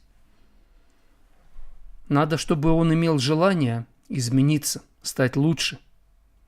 Пока вы за ним бегаете, вы усиливаете свою негативную зависимость от него. Женщина, бегающая за своим мужчиной, это женщина, обесценивающая себя, и в итоге вы становитесь созависимой. То есть ваша зависимость от его негатива укрепляется. Не надо бегать за мужчиной. Нельзя бегать за мужчиной. Мужчина обязан покорять свою женщину. Но для этого нужно, чтобы он захотел вас покорить. Надо, чтобы он захотел вас завоевать. А это значит, надо стать обновленной, как бы воскреснуть, то есть заново словно родиться. Доброе утро всем от Аллы. Ого, удачного, спокойного дня. Шалом, шалом алейхам. Очень приятно. Пишет Юля, если любовь причиняет боль, то любовь ли это? Любовь, да, допускает боль, потому что без боли мы не сможем научиться любить. Такова реальность. Максим Ф. пишет, кольцо – это всего лишь символ больше для окружающих, чтобы был понятен статус. В том числе Владимир пишет, умный и сильный драку избегает. Хорошая мысль. Оксана пишет, чтобы защитить себя, нужно первой в драку. Иногда да. Иногда нет. Будущее строят творцы и архитекторы, пишут мне. Все, что было, то и будет. Все, что делалось, то и будет делаться. И нет ничего нового под солнцем. Поэтому будущее строят те, кто умеет извлекать правильные уроки из прошлого. Владимир пишет, я что, виноват, что меня Бог таким создал, любить женщин? Но Бог-то вас создал таким, чтобы вы любили одну женщину. Но вы себе придумали Бога, который типа оправдывает, что вы похотливый, да, как козлик. Но это ваш выбор, пожалуйста. Живите как хотите. А мы живем по-другому, Владимир. Анна пишет, как понять, любит или нет? Говорит, что любит. Что для мужчин любовь? Любовь для мужчины – это единственная и неповторимая. Любовь для мужчины – это та, которую хочется защищать, та, которую хочется обеспечивать, о которой хочется заботиться. Любовь для мужчины – это та, которую хочется познавать. Так женщине надо такой быть, чтобы ее хотелось познавать, хотелось с ней быть. Это тоже вопрос не просто о мужчине. Любовь, она находится... Любовь для мужчины чем отличается от женской? Мужчина хочет женщине подарить звезду, а женщина хочет устроить просто дом. Мужчина хочет зарабатывать денег побольше, а женщина хочет побольше общаться со своим мужчиной. Просто тут любовь, она и такая нужна. Любовь учит нас дополнять друг друга. Но настоящая любовь – это когда мы общие цели ставим, идем в одном направлении, одной дорогой. Пишет Татьяна. Я помогаю ей справиться с очень сложной ситуацией в ее жизни, лишая себя своей личной жизни. Если оставить ее с ее бедой, как жить отдельно, если она нуждается в помощи? Не надо ее оставлять. но надо научиться ей правильно помогать. Потому что каждый человек обязан учиться решать свои проблемы сам. Помочь можно тому, кто сам прилагает усилия. Если человек не прилагает усилия, как ему помочь? Ты за него будешь делать то, что ты можешь, и то, что он может, но он не делает. Любовь помогает так, чтобы человек сам прилагал усилия, а ты ему помогаешь. Медвежья услуга здесь вредна. Владимир пишет: я люблю свою страну и буду делать все, что смогу, чтобы людей в нашей стране сделать счастливей. Чтобы быть способным на это, надо самому быть частью в своей стране созидательной, позитивной, конструктивной. Чтобы люди, глядя на вас, видели, что вы умеете преобразовывать негатив в позитив. Надо просто быть заразительным примером, что вы умеете строить мосты в отношениях между людьми. Вот о чем я.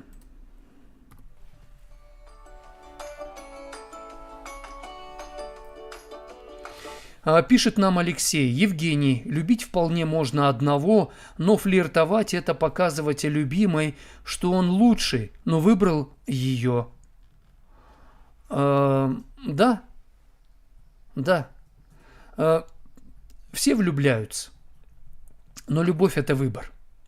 Мы влюбляемся в разных людей, но любовь говорит: надо выбрать. Надо выбрать одного, надо выбрать одну.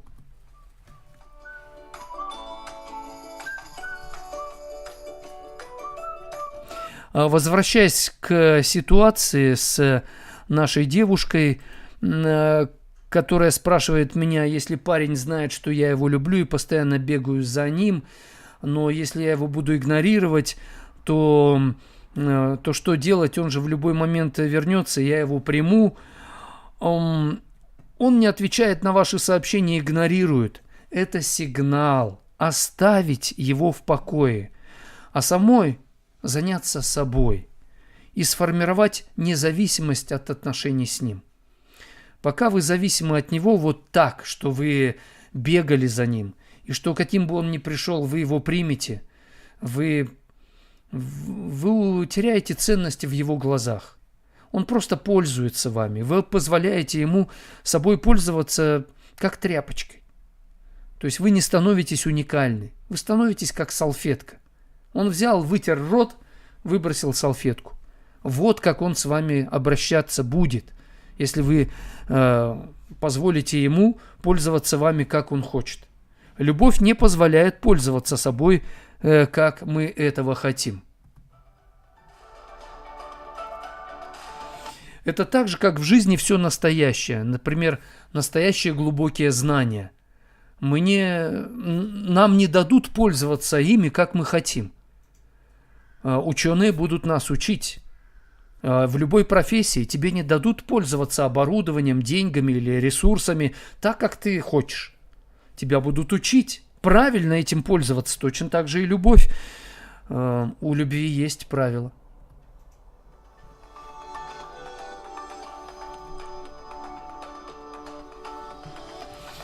Пишет Наталья: ревность – плохое чувство, будьте уверены в себе. Ревность не всегда плохое чувство. Она бывает очень хорошим чувством, потому что ревность – это способность контролировать. А контроль нужен каждому из нас. Лучшие из нас стали лучшими, потому что кто-то помогал им контролировать себя. Спортсмены, олимпийские чемпионы, выдающиеся люди – им всегда нужна поддержка, помощь со стороны, потому что со стороны виднее. И поэтому ревность – это хорошо, если правильно применять ревность, правильно контролировать.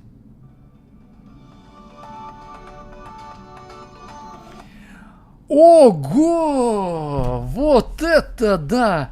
Михаил Безганс пишет: молодец, выполнил норматив американских пожарных 10 раз за 1 минуту. Ой, 40 раз, да. 40 раз за одну минуту. Миш, ты что, засек, что ли, да? А ты даешь. 40 раз за одну минуту, пишет он. Для сердечно-сосудистого полезно. А мне вот нагонять теперь надо. Попробовал, получилось всего один раз. Миша, мы за тебя молились всей семьей вчера и вообще весь этот период времени. Я очень рад, что ты восстанавливаешься. Мы еще пожмем друг другу руки, отожмемся вместе и запишем видео, да? Как два владельца... Нет, не владельца. Два владыки. Нет, не владыки. Два вождя своего племени отжимаются от пола 40 раз за одну минуту. Да, Миш? Михаил, вот тот, который написал, он попал в больницу, он был на грани жизни и смерти. Реально, на грани жизни и смерти. Но молодчага, да, слава богу, ты жив, ты восстанавливаешься. Очень вдохновляющее сообщение от тебя. Я за твое здоровье еще отожмусь. Наверное, сейчас, да, и поставим-ка мы песню. Так, поставим мы романтичную песню мужчины, который влюблен в женщину. Он так в нее влюблен, что просто по уши. Но сможет ли он любить свою женщину, влюбившись в нее? Давайте попробуем понять, прислушайтесь к этой песне и потом выскажите мнение. Мужчина, который поет такую песню, он влюблен, это точно. Но готов ли, сможет ли он полюбить свою женщину?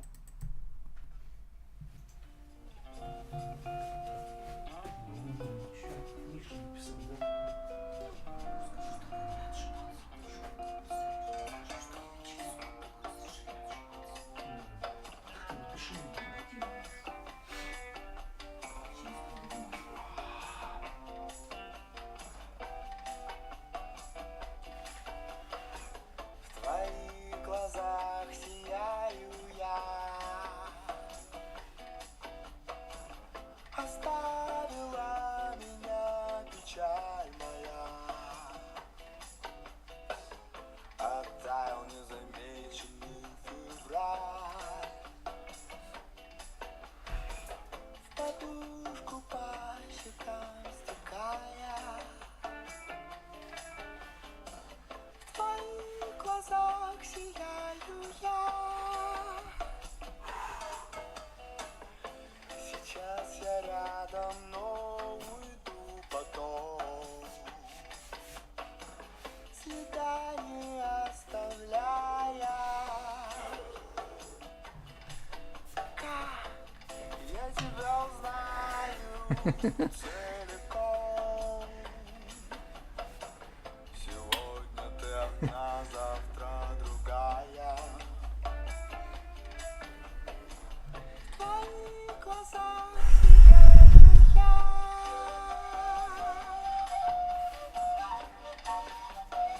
Мне стало жарковато. Непонятно почему. Я не верю своему уму. Сердце легкое внутри горит. Миша, только сейчас отжиматься тебе нельзя. Ставим лайки.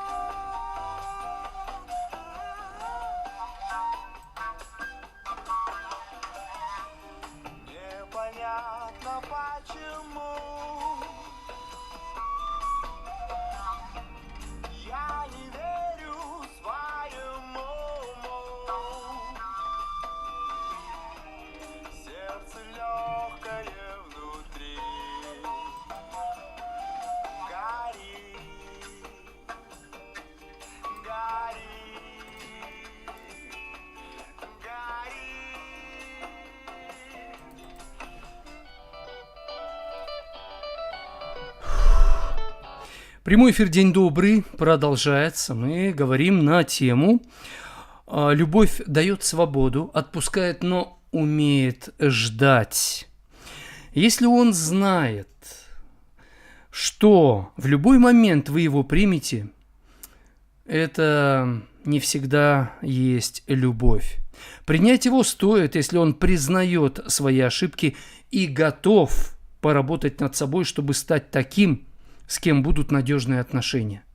Любовь дает свободу, даже если этой свободой человек пользуется неправильно во вред себе. Почему любовь дает такую свободу? Мой вопрос.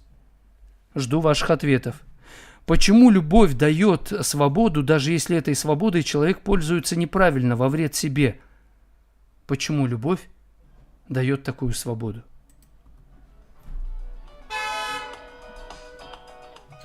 Больной,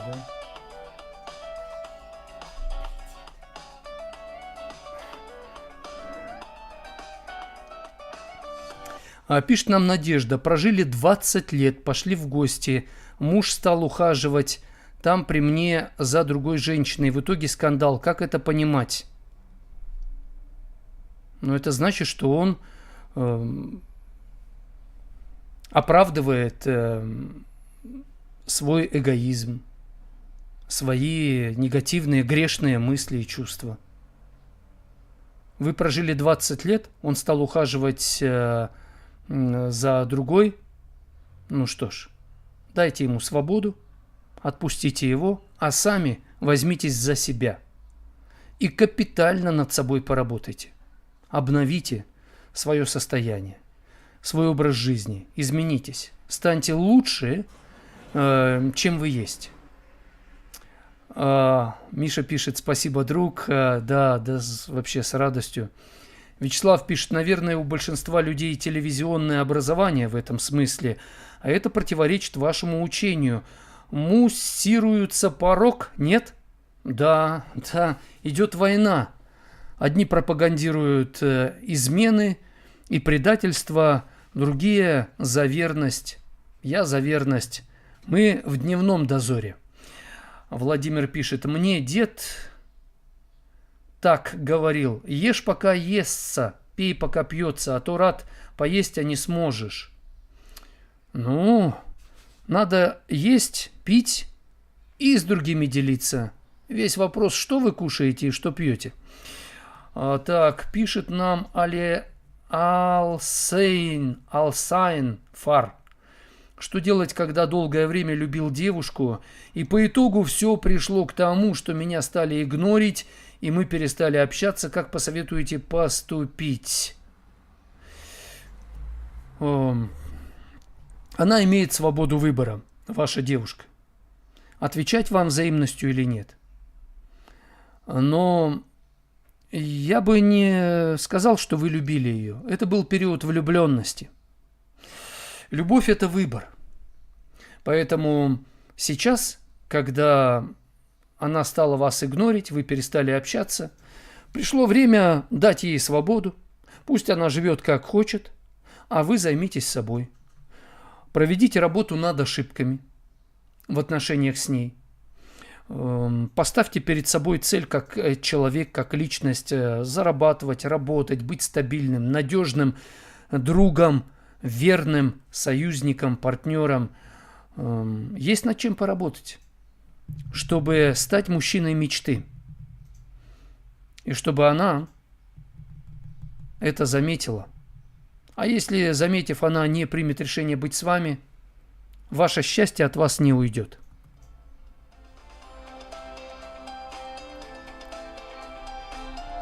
А Максим пишет: жена как машина с каждым годом требует все больше вложений.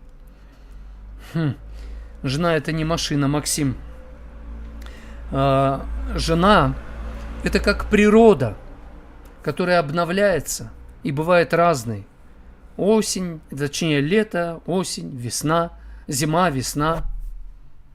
Она как ночь, день, рассвет, закат.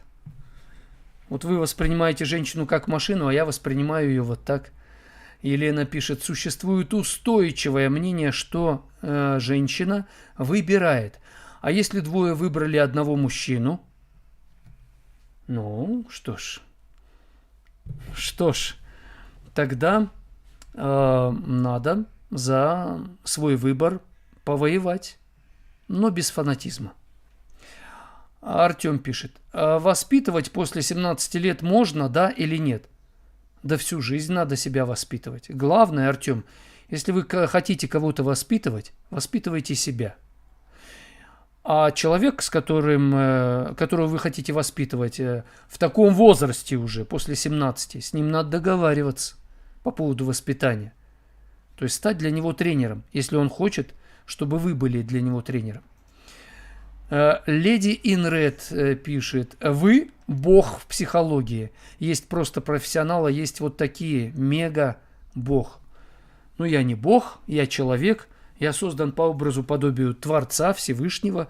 Он дал мне дар быть человеком, решающим проблемы, психологом.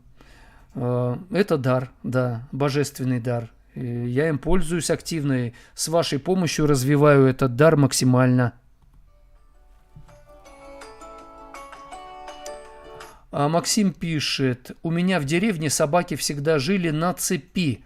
Спускаем, когда ворота закрыты, недавно забыли закрыть, а собаки сели у ворот и никуда не пошли. Это весело. Это прикольно, да. Спасибо. Спасибо всем большое за участие, за внимание. Мы наш этот час эфира закончим и перейдем на следующий час. Есть еще вопросы. Нужно на них ответить. Игорь Саруханов с песней «Спаси любовь» закончит этот час нашего эфира. Добра, счастья, любви. Храни вас Бог. Люди, кайтесь в своих грехах пред Всевышним. Принимайте Его спасение. И будет вам счастье. Будет ваша душа уверена, что жизнь вечная дарована Всевышним, потому что вы раскаялись. И это самая главная новость на все времена. Отжиматься не буду пока.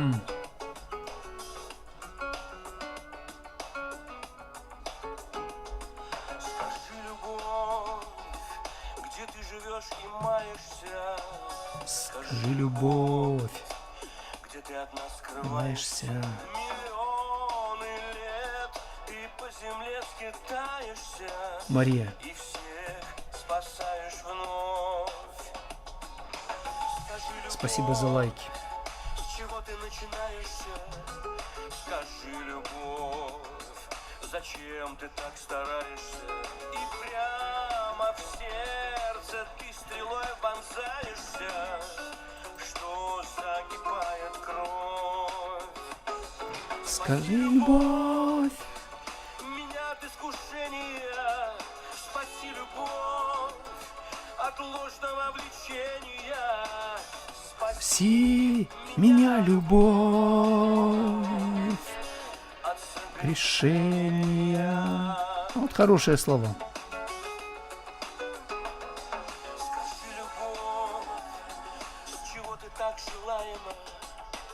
Красива ты, но неосязаема. И все вокруг веками нескончаемо хотят узнать тебя, любовь. Спаси, любовь, меня от искушения.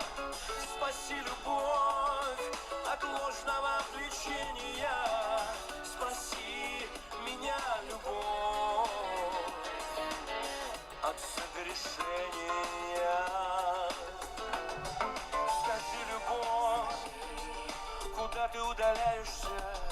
Скажи, любовь, зачем ты издеваешься? И уходя, ты даже не прощаешься, что остывает кровь. Спаси, любовь, Спаси, любовь. меня от искушения. Спаси, любовь, от ложного влечения. Спаси меня, любовь, от согрешения.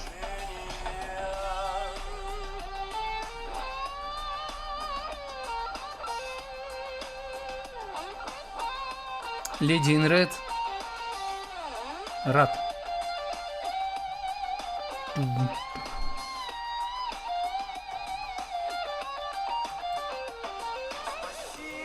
любовь, меня от искушения. Спаси любовь, От ложного нововлечения, спаси меня любовь. от согрешения. Спаси, любовь, меня от искушения. Спаси, любовь, от ложного влечения. Валентина Белякова. Здорово. Спаси меня, любовь, от согрешения.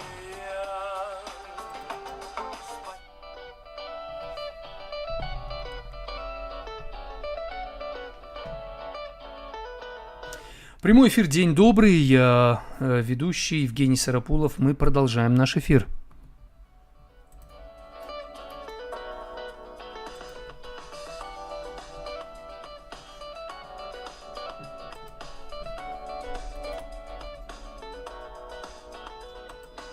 Так, включаю. Утренний эфир, день добрый.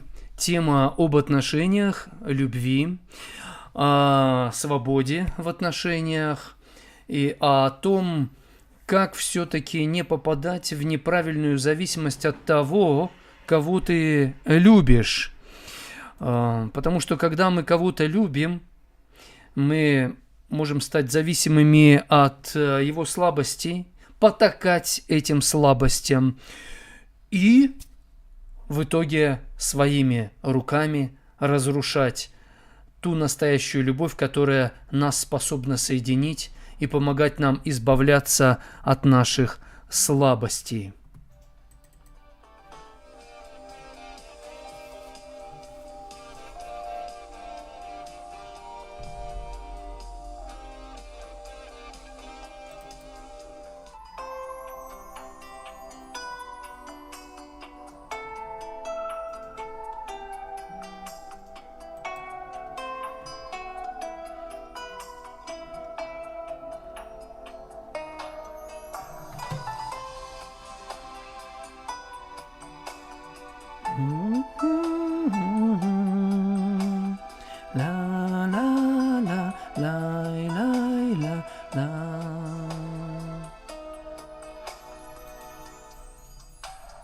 Если бы тогда была гроза, и мы спасались от нее в одном подъезде.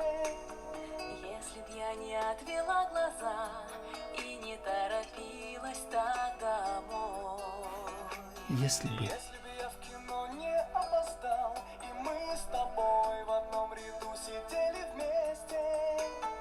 Если бы мне кто-то подсказал, что я встречусь со своей судьбой. Это могло быть любовью, ни много ни мало. Это могло быть любовью, но так и не стало. Это могло быть любовью, неземной, небывалой. Это могло быть любовью, но так и не стало. Не стало. Если бы случайный твой звонок, я не сказала, что неверно Набран номер. Если бы найти слова я смог, и тебя тогда не отпустить. Не был бы сейчас ты одинок, и стало б так тепло в моем холодном Доме. Но опять не выучен урок, снова наши разошлись пути. Это могло быть любовью. Ни много, ни мало. Это могло быть любовью, но так и не стало. Это могло быть любовью. Неземной, небывалой. Это могло быть любовью, так и не стало, не стало.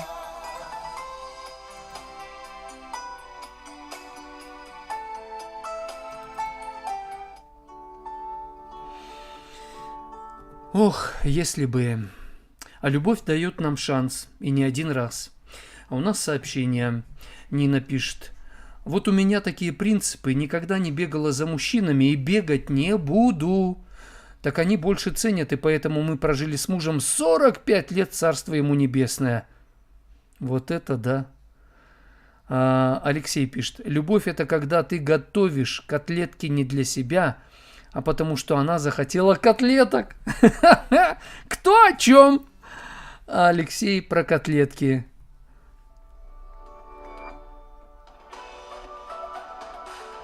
Марина Р. пишет. Евгений, а стоит ли вообще с другими флиртовать? На мой взгляд, не стоит. Стоит просто по-дружески общаться, быть приветливым. Все-таки флирт – это любовные игры. Флирт часто вызывает определенные сексуальные реакции. Флирт.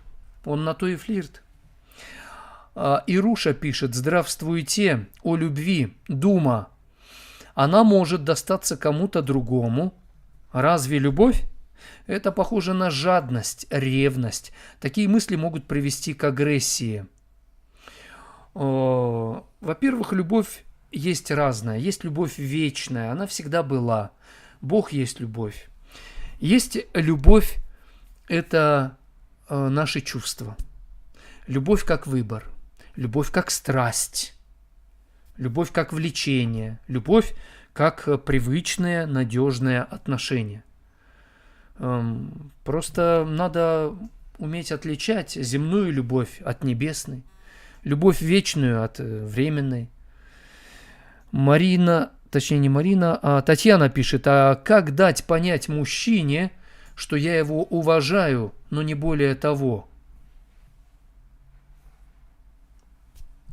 Скажите ему, я уважаю тебя за то, что ты делаешь так, поступаешь вот так, выполнил обещание, я тебя уважаю.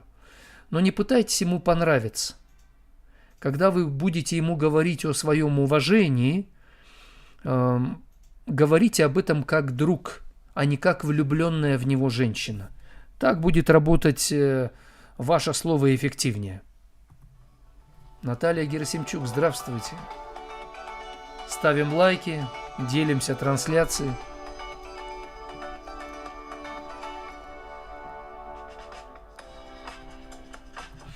Пишет нам Татьяна. Так, секундочку.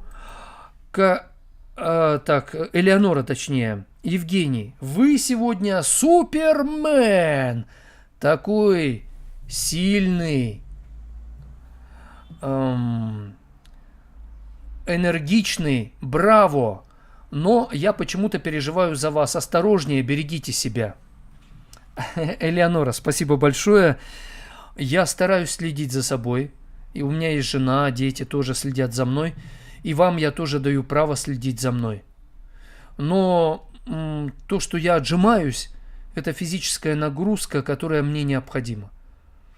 Я не так много, на самом деле, занимаюсь физкультурой.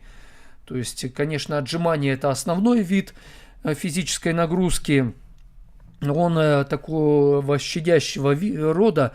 Я отжимаюсь уже достаточно давно, и за один раз 40 раз отжаться, согласно правилам именно этого вида упражнений, если ты отжимаешься 40 раз и больше, то это явно, буквально позитивно отражается на сердечно-сосудистой деятельности.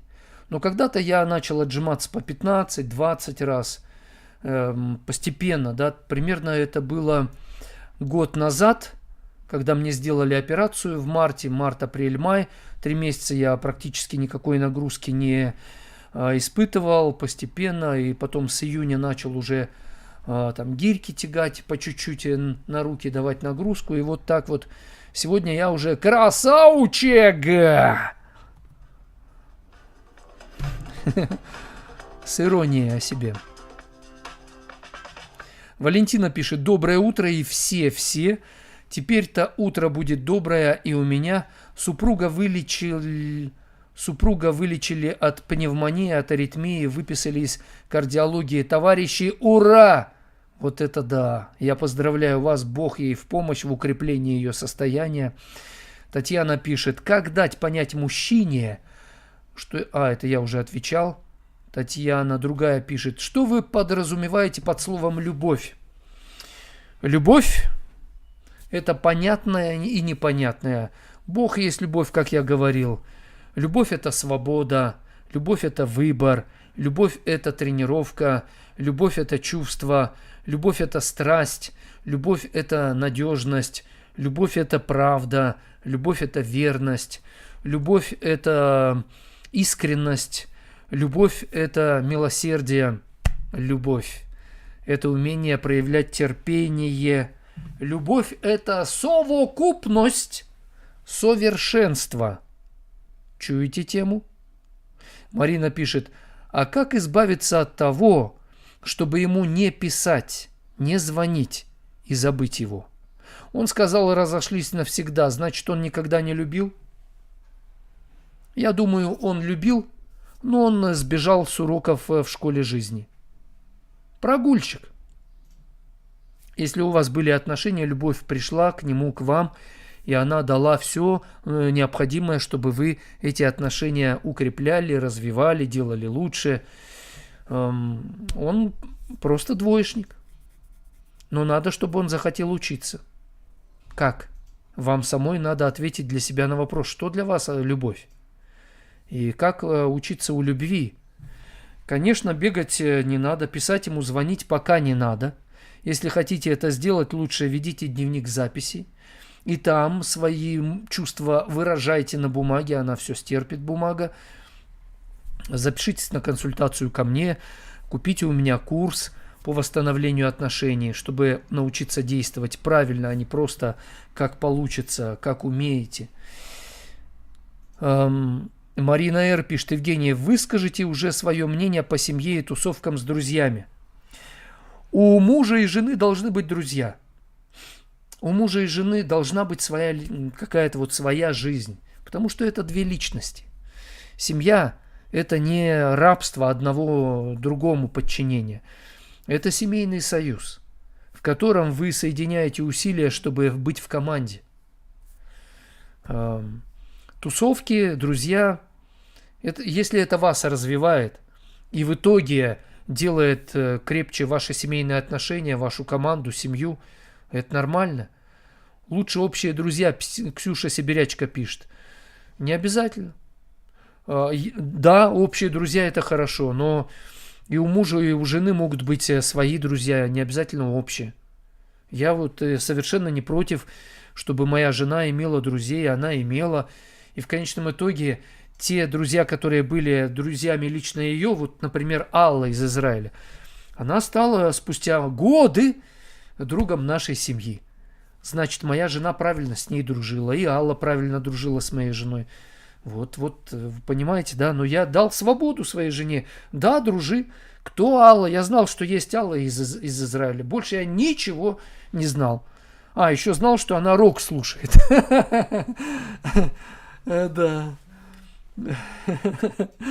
Женщина слушает рок.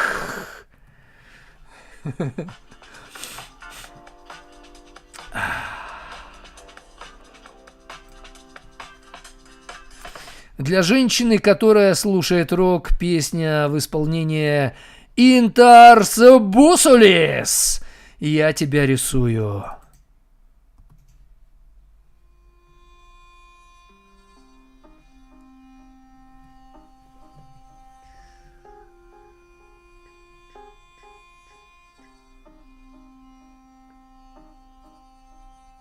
Фонтан и сквер напротив окна.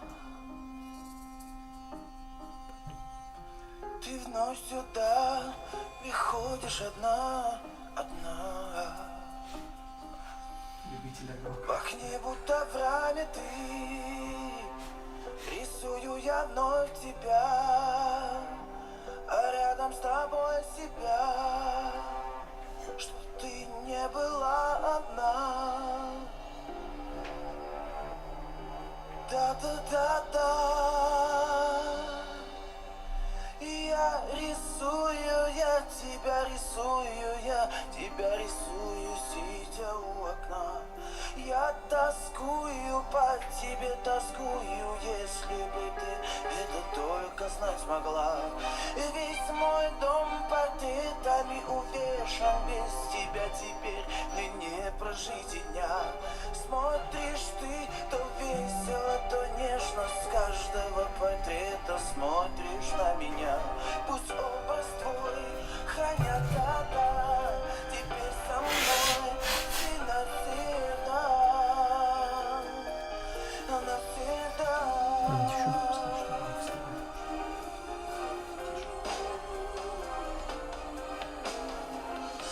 Ты все поймешь, увидев мой дом. Потому что мы закончим через Я 30. всегда с тобою вдвоем. На этой стене и той портреты висят твои, и каждый рисунок мой признание тебе любви.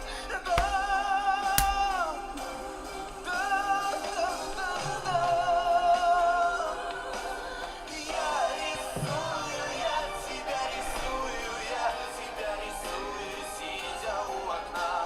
Я тоскую По тебе тоскую. если бы ты это только знать могла.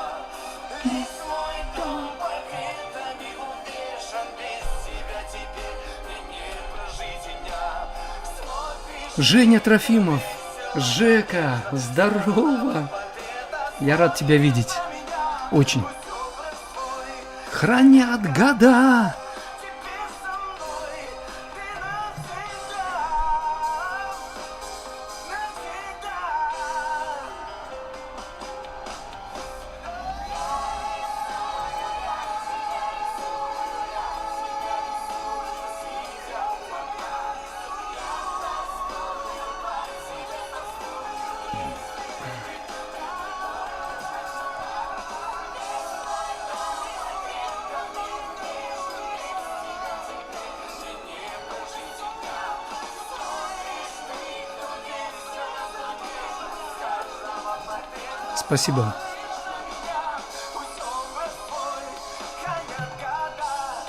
теперь со мной ты навсегда,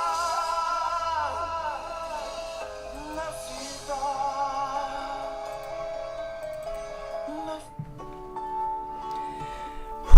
Спасибо. Прямой эфир «День добрый» продолжается. Мы говорим о любви, об отношениях. Что такое любовь? Вечный вопрос. Мы о ней больше всего знаем и больше всего о ней не знаем. Владимир пишет: я прямо говорю, мне евреи не нравятся, но у них есть красивые девчонки. В каждой нации есть и такие, и сякие. Татьяна пишет: мужчина, который хочет построить крепкие отношения, свернет горы, чтобы удержать любимую женщину. Но с любимой женщиной мужчина построит крепкие отношения. Сам он не сможет построить эти отношения. Чтобы отношения были крепкими, это как дом, который строит мужчина, но в доме должна быть красота, уют. Женщина мудрая устроит свой дом, глупая разрушит его своими руками. Если женщина принимает участие в строительстве дома, помогает мужчине, а мужчина принимает участие в созидании дома, во внутреннем убранстве, то будет хорошо. Надо помогать друг другу во всем. Но в целом, Татьяна, направление ваших мыслей верное. Садитесь. 5. Сергей пишет: ай, молодец. Сколько? Я не считал. 50 раз. Серега, как с куста. 50 раз, ну я помню 70 раз как-то отжался, вот сколько, месяц назад примерно. Просто хотел узнать, сколько могу за раз. Владимир пишет: кто будет обижать русских женщин, мы вас и в аду найдем. Это отвратительная мысль, ибо суд надо отдавать Богу. Не надо становиться судьей, Владимир. Татьяна пишет: в молодости мы живем, чтобы любить. В зрелом возрасте мы любим, чтобы жить. Да, надо есть, чтобы жить, а не жить, чтобы есть. Да? Это вот все из этой оперы. Марина пишет: флирт похож на полуизмену. Да, вот я, кстати, об этом тоже. Флирт – это легкий такой, знаете,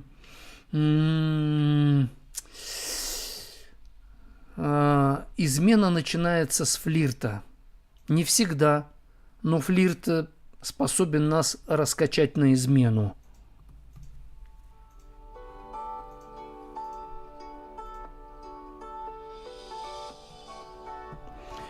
Пишет Валентина: вся жизнь состоит из этих «если бы». И тем жизнь интереснее не зацикливаться на одном мужчине. Существует платоническая любовь. Как вы ее, Евгений, объясните и как к ней относитесь?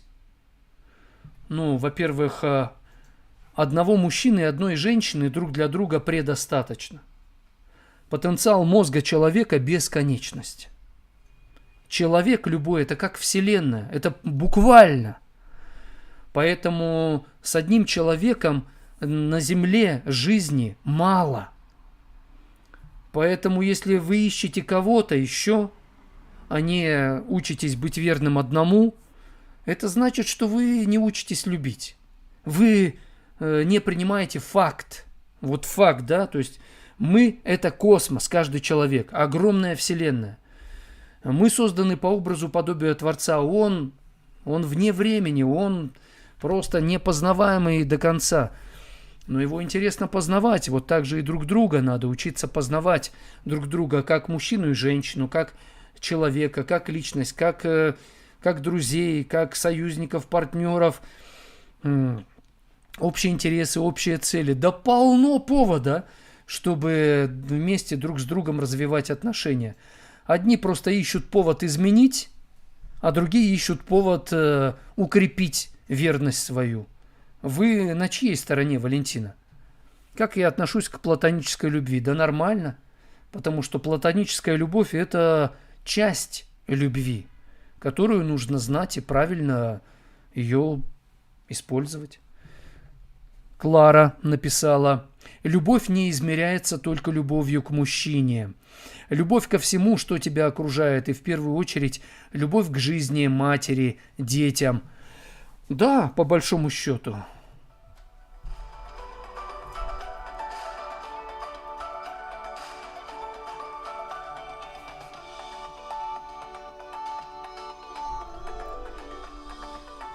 Пишет нам Владимир: русские и россияне – это два разных понятия, но страдают одни русские.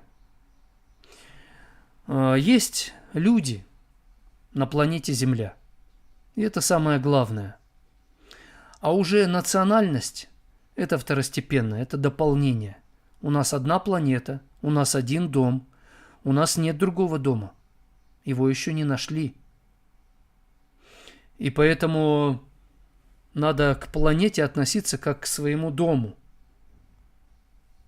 Мы люди, человеки, это самое главное. А немцы, русские, армяне, грузины, евреи и прочее, это уже дополнение к главному. Поэтому Бог не создавал нации, Он создал человека. Да. Поэтому просто учитесь быть человеком в любых обстоятельствах жизни.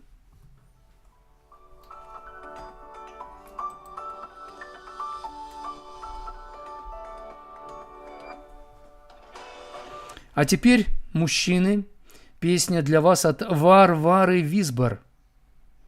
Женщины очень романтичные. Учитесь у женщин быть романтиками. Они вас этому научат. Даже если женщина не знает, как вас этому научить, Попросите свою любимую женщину, и у нее откроется способность, которая ей дана от рождения свыше. Почувствуем женскую романтику. Вдохните ее, мужская половина нашего эфира.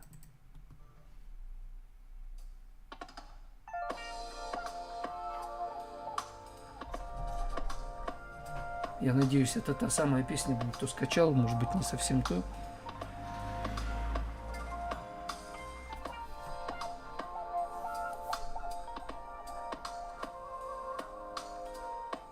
Марина.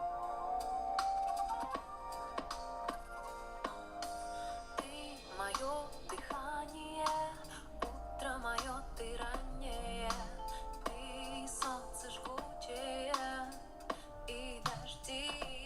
По-моему, да? Всегда измучаю, стану я самой лучшей.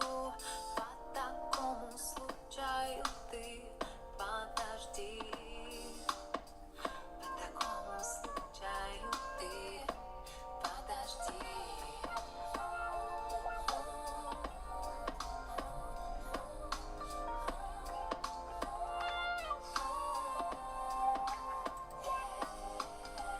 Подожди себя, тая, самой красивой стану я, стану самой умною и большой. Сколько лет все думаю, но как же найти звезду мою? А звезда рюкзак за плечи и пошел. А звезда рюкзак за плечи и пошел. Ты моя мелодия, ты вроде ты и вроде я, мой маяк в вечности на краю. Спросят люди вновь еще, но как ты к нему относишься? А я тогда им эту песню пропою. Я тогда им эту песню пропою. Вы пьете кофе, Наталья? Ах, какая! Пока я тут кочегарю. На здоровье. Рад. Что ты мое дыхание, утро мое, ты раннее, Ну ладно. ты солнце жгучее. Вообще Варвара Визбор по-другому поет эту песню, и мне нравится в другом стиле. Но ей понравилось и в этом. Это как же, блюз, да, по-моему, или слоу, или как этот стиль называется. В общем, мы говорим о любви, об отношениях. И в частности, Ильдар пишет: Евгений, подскажите, пожалуйста, как вылечиться?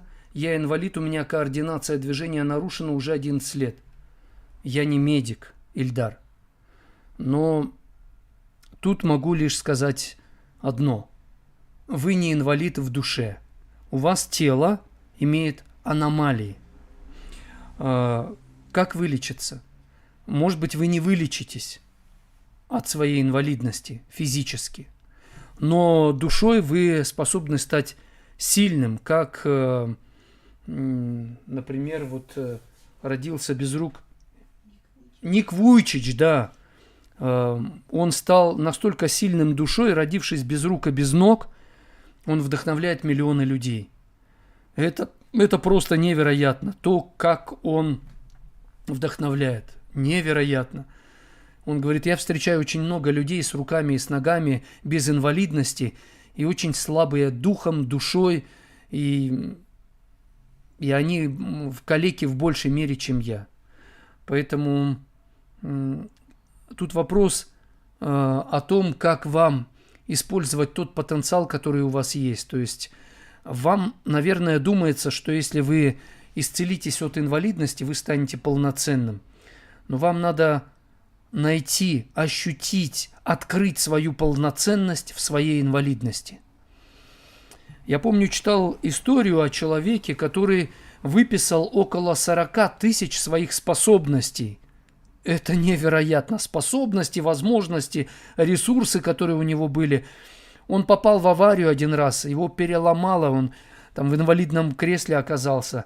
Потом он горел, кошмар, там какой-то очень большой процент был на теле, да, то есть просто там сколько, 70 или 80% ожогов. И после этого он говорит, 20 тысяч возможностей, способностей, ресурсов я потерял, но 20 тысяч у меня еще осталось. Невероятно, невероятно. Как так люди могут? Могут. Людмила пишет, как это пока, а потом заколебать мужика, притаиться как партиза. Любовь дает свободу, она отпускает, а потом любовь говорит, теперь, когда ты дала свободу, отпустила, поработай над собой. Проведи апгрейд, обновись так, чтобы стать... Расцвести надо тебе, начать приносить плоды сочной, стать садом, в котором есть и яблоки, и груши, и помидорки, и дыньки. Стань планетой такой, куда хочется. Мечта просто прилететь и остаться там жить. Ты способна такой стать. Ты можешь похоронить ту боль, все плохое, тяжелое, что было, и воскреснуть. Знаете, это дал Бог людям. Мы этим можем научиться пользоваться, а можете и не учиться. Выбор за нами.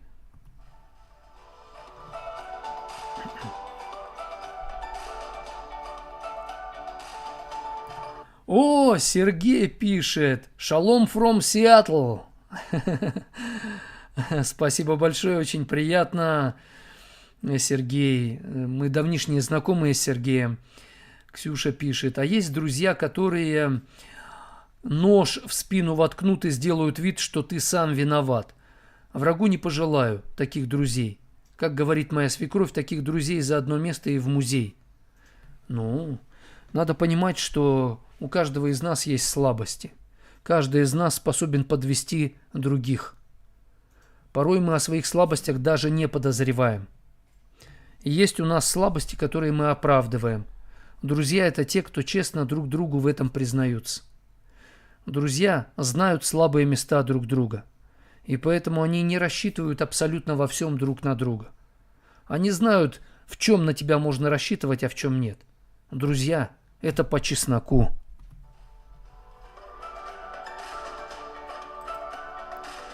Вот как раз песня сейчас будет классная.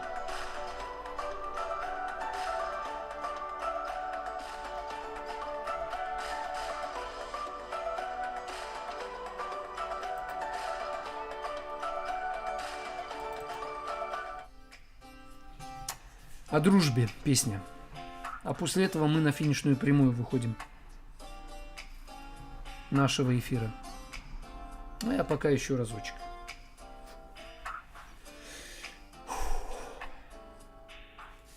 Сколько в жизни встречал людей, сколько в сердце впускал гостей, сколько раз ошибался в них, все не впрок. Но зато все случилось так, что я выдержал груз атак. И моих дорогих друзей дал мне Бог, мой друг. Ты уж меня прости за все, что нам пришлось пройти, мой друг. На повороте дней вижу я все ясней,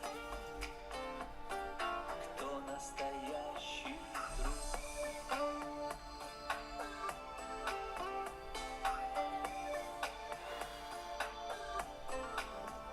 Друг не тот, кто в застолье крут, и когда за здоровье пьют. Друг не станет тебе кричать: пей до дна. Друг почувствует, что тебе стало холодно на земле, согреть своим теплом без вина. Мой друг. Ты уж меня Сегодня поддержка прости Все принимаем. за все, Он все контролирует.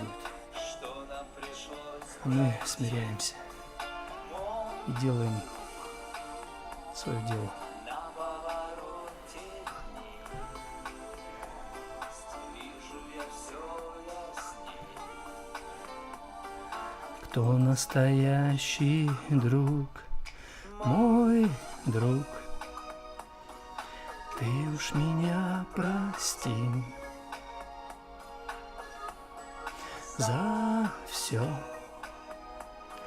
что нам пришлось пройти, мой друг. На повороте дней вижу я все ясней. Кто настоящий друг? Мой друг. На повороте дней вижу я все ясней. Кто настоящий друг?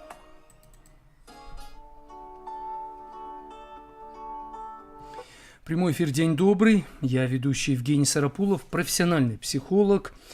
Нам пишет Владимир: если моя женщина сматюкается при маме, то я ее утоплю. Если изменит, то я ее выгоню. Это ваша слабость, Владимир. Это говорит о вашей слабости, не о вашей силе. Да. Максим пишет: у меня товарищ с ограниченными возможностями, но он не задался, выучился и работает у меня программистом, очень талантливый. Он не сдался. О, какой молодчага. Вот видите, да, есть эти примеры великолепные просто. Пишет ААББ. Что делать с чувством жалости? Жалость — это нормально, когда вам больно. Но пожалеть — это как, знаете, наложить повязку на рану. Она залечилась и дальше. А бывает, человек жалеет себя и ничего не делает. И это жалость, которая человека делает слабым. Поэтому чувство жалости — это хорошо. Мы же жалеем детей, когда они плачут, потому что они ударились. Дай пожалеем. Ну, это нормально. Пожалеть себя, пожалеть других. Но продолжать делать свое дело. Залезал раны, встал, начал тренироваться, пошел дальше. В этом случае жалость, она очень уместна. А бывает, человек жалеет себя и ничего не делает. Я бедный, несчастный, я ничего не могу. И это не есть good. Витис Бейнарис к нам пришел на трансляцию. Очень приятно, добро пожаловать. Пишет нам Ксюша Сибирячка. Друг в беде не бросит, лишнего не спросит. Вот что значит настоящий друг, самый родной. Друг в беде не бросит, лишнего не спросит. Вот что значит настоящий верный друг. Да вы из СССР! Я чую таких, ибо сам я родился в 1968 году. Максим пишет: лучший друг он один и навсегда. Не обязательно один. Нормально иметь много друзей. Это реально. Просто над этим надо работать. Владимир пишет: евреи, вы такие умные, правильные. А кто ответит за расстрелянных советских бойцов? Мне это фашист рассказал, который вас раньше убивал. Я требую всех евреев покинуть Российскую Федерацию. Да, Владимир, видно, что вы не имеете любви и уважения. Это очень грустно. Любить надо всех людей, и врагов тем более. Потому что если вы не будете учиться любить, вы станете посредником зла, распространения зла в этом мире. И сейчас вы позволяете злу через вас транслировать эти злые мысли. Ну что ж, это ваш выбор. Что вы посеете, Владимир, то и пожнете. И это закон. А ваша ненависть к евреям, это говорит о том, что вы ни себя не любите, ни свой народ не любите, ни Бога вы не любите. Вы никого не любите. Вы просто создали свой образ жизни, удобный для вас, и оправдываете, исходя из этого образа жизни, все то, что вы не хотите понять. И вся проблема в том, что вы не хотите учиться любить. А Христос пришел и умер за ваши грехи, лично за ваши, Владимир, чтобы вы сказали: грешен я, Господи, прости меня, помоги мне стать лучше и исправляться, и жить по Твоей главной заповеди: возлюби Господа Бога твоего и ближнего твоего возлюби как самого себя. Ну а теперь выбор за вами.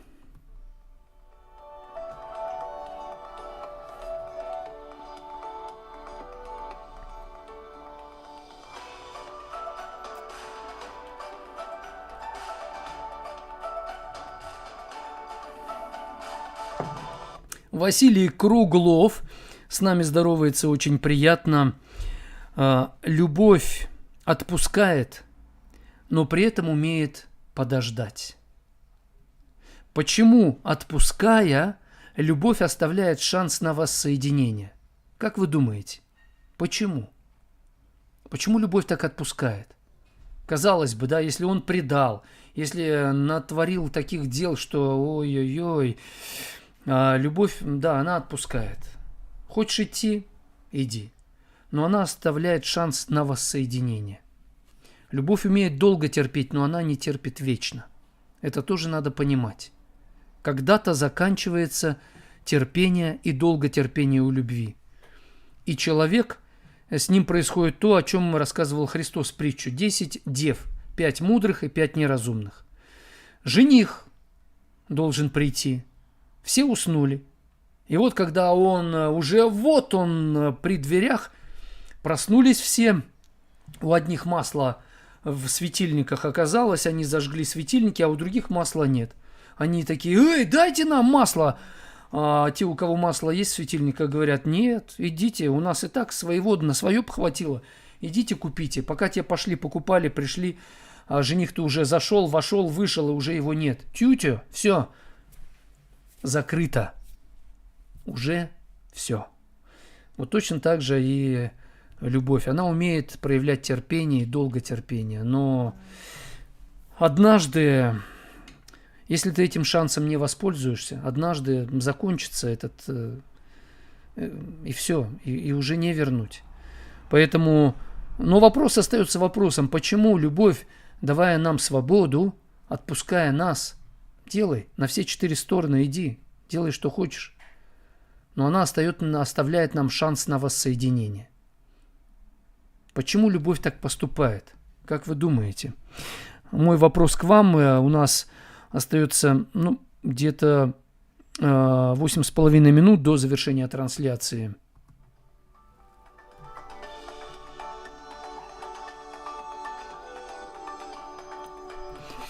Пишет Юлия: если я раньше презирала евреев, то Бог научил любить их, да, я замужем за евреем, хотя я христианка.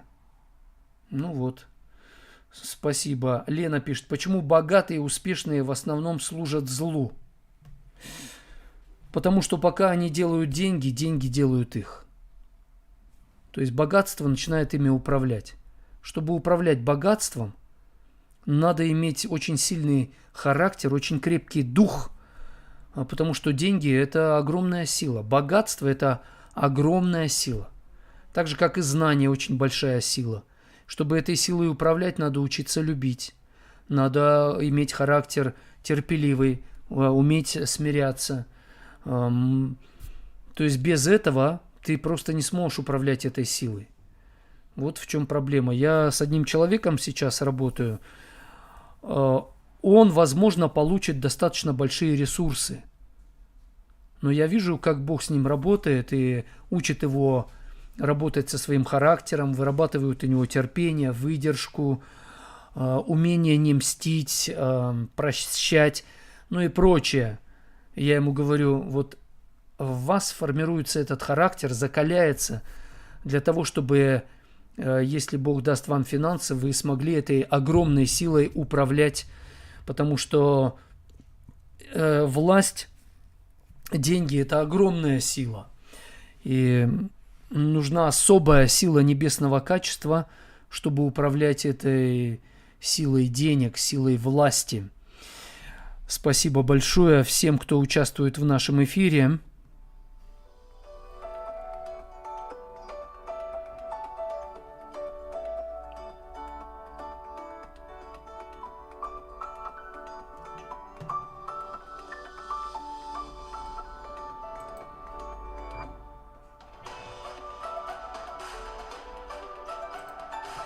Итак, почему любовь, давая свободу, отпуская, все-таки оставляет шанс на восстановление?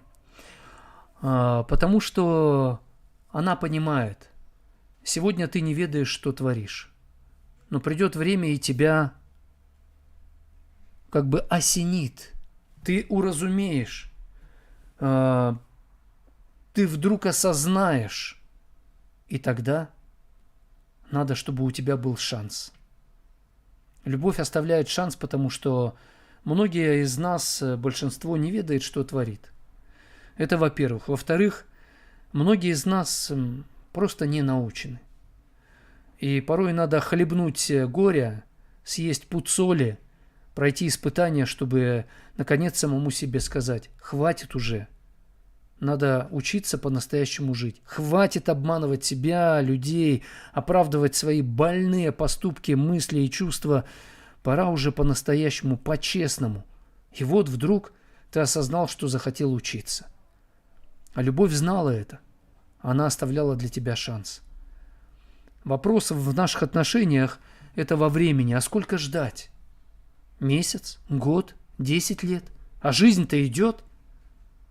А любовь говорит: главное не прожитие вместе 100 лет. Можно и 10 лет вместе прожить. И это будет как 100 лет. Можно и 1 год настолько качественно прожить. Будет как 100 лет. Как 1000 лет. Качество жизни, качество каждого дня. Один день можно так прожить хорошо, классно, отлично, что целый год и 10 лет живешь и так не можешь прожить. Главное – это качество отношений. Ради этого качества отношений, ради года, который вы вместе проживете, даже спустя 10-20 лет разлуки, оно стоит того. Любовь этому учит. Чему учитесь вы? Чему вы хотите учиться, готовы учиться?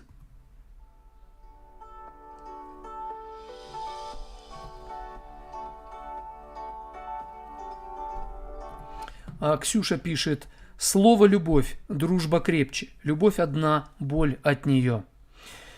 Да, за любовь приходится дороже платить, чем за дружбу. А дружба проще, а любовь сложнее. Но любовь обладает большей силой, чем дружба.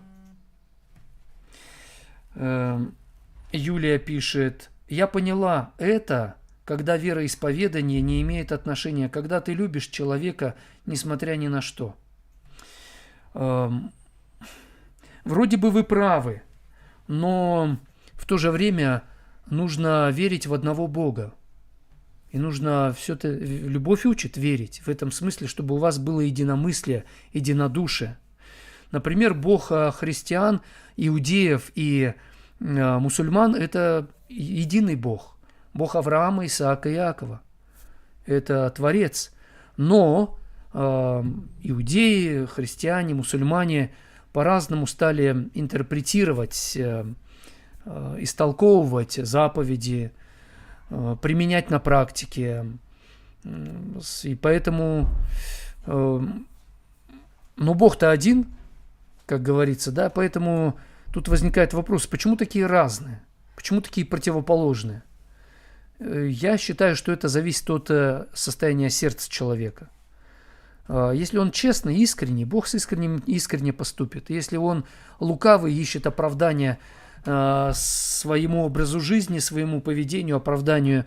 Например, в свое время крестовые походы были. То есть христиане, крестовые походы, да, то есть это нарушение заповеди «возлюби врага своего ближнего». И они оправдывали эти крестовые походы, это ненормально.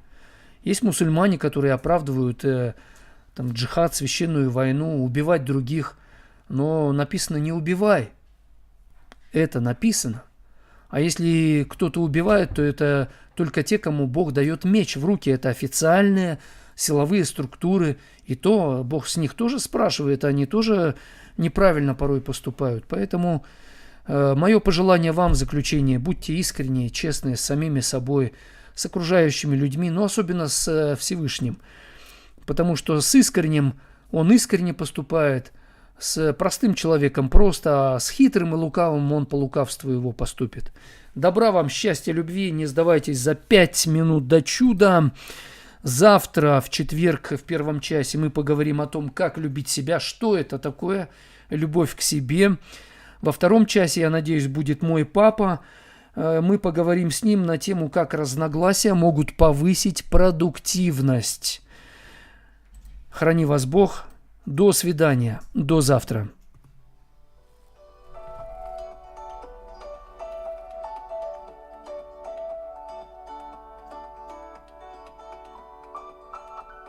Людмила Игонина, очень рад.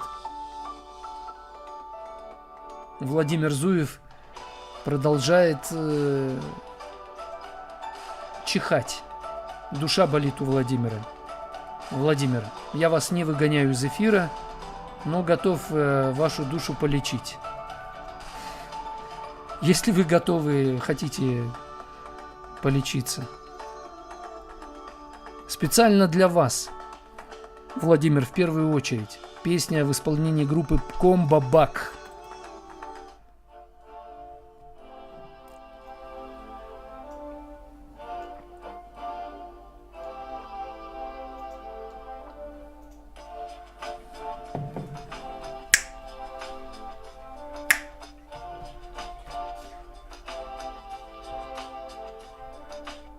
Суматоха, грохот, радио, всем плохо.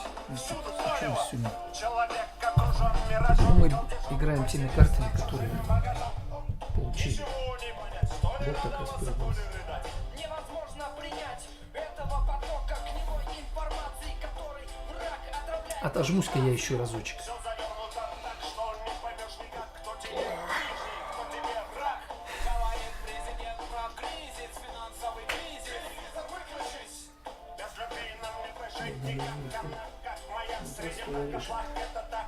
Без нее лишь безумие и тоска современного человека.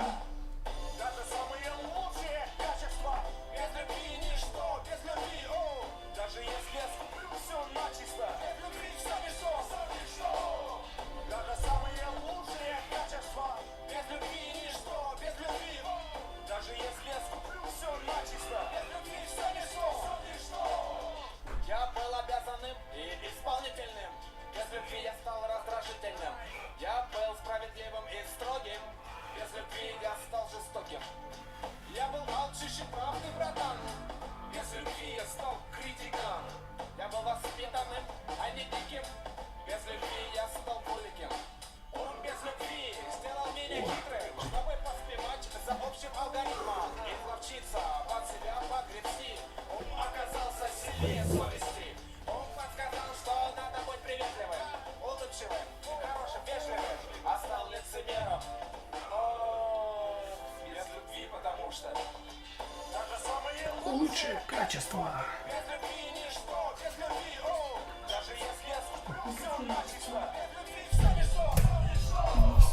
Даже самые лучшие качества без любви ничто, без любви, о. Даже если я скуплю все начисто, без любви все ничто. Вера в демократию, идеи гуманизма без любви доведет до фанатизма. Вера в то, что справедливо льется кровь, распинала на кресте любовь. Стремление к корыстному превосходству без любви доведет всех до сходства. До завтра. Власть, он станет насильником, компетентным, неуступчивым. Вы считали, Василий, да? Сделает жадным, глухим к другим, таким неприятным. Честь и достоинство извратятся, высокомерием и понтом обратятся. Так дано мной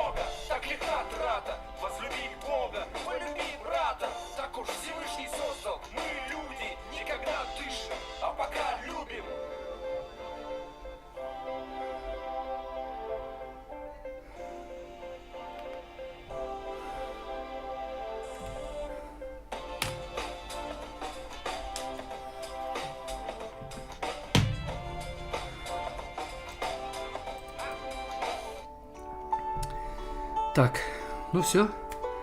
На этом мы заканчиваем наш эфир.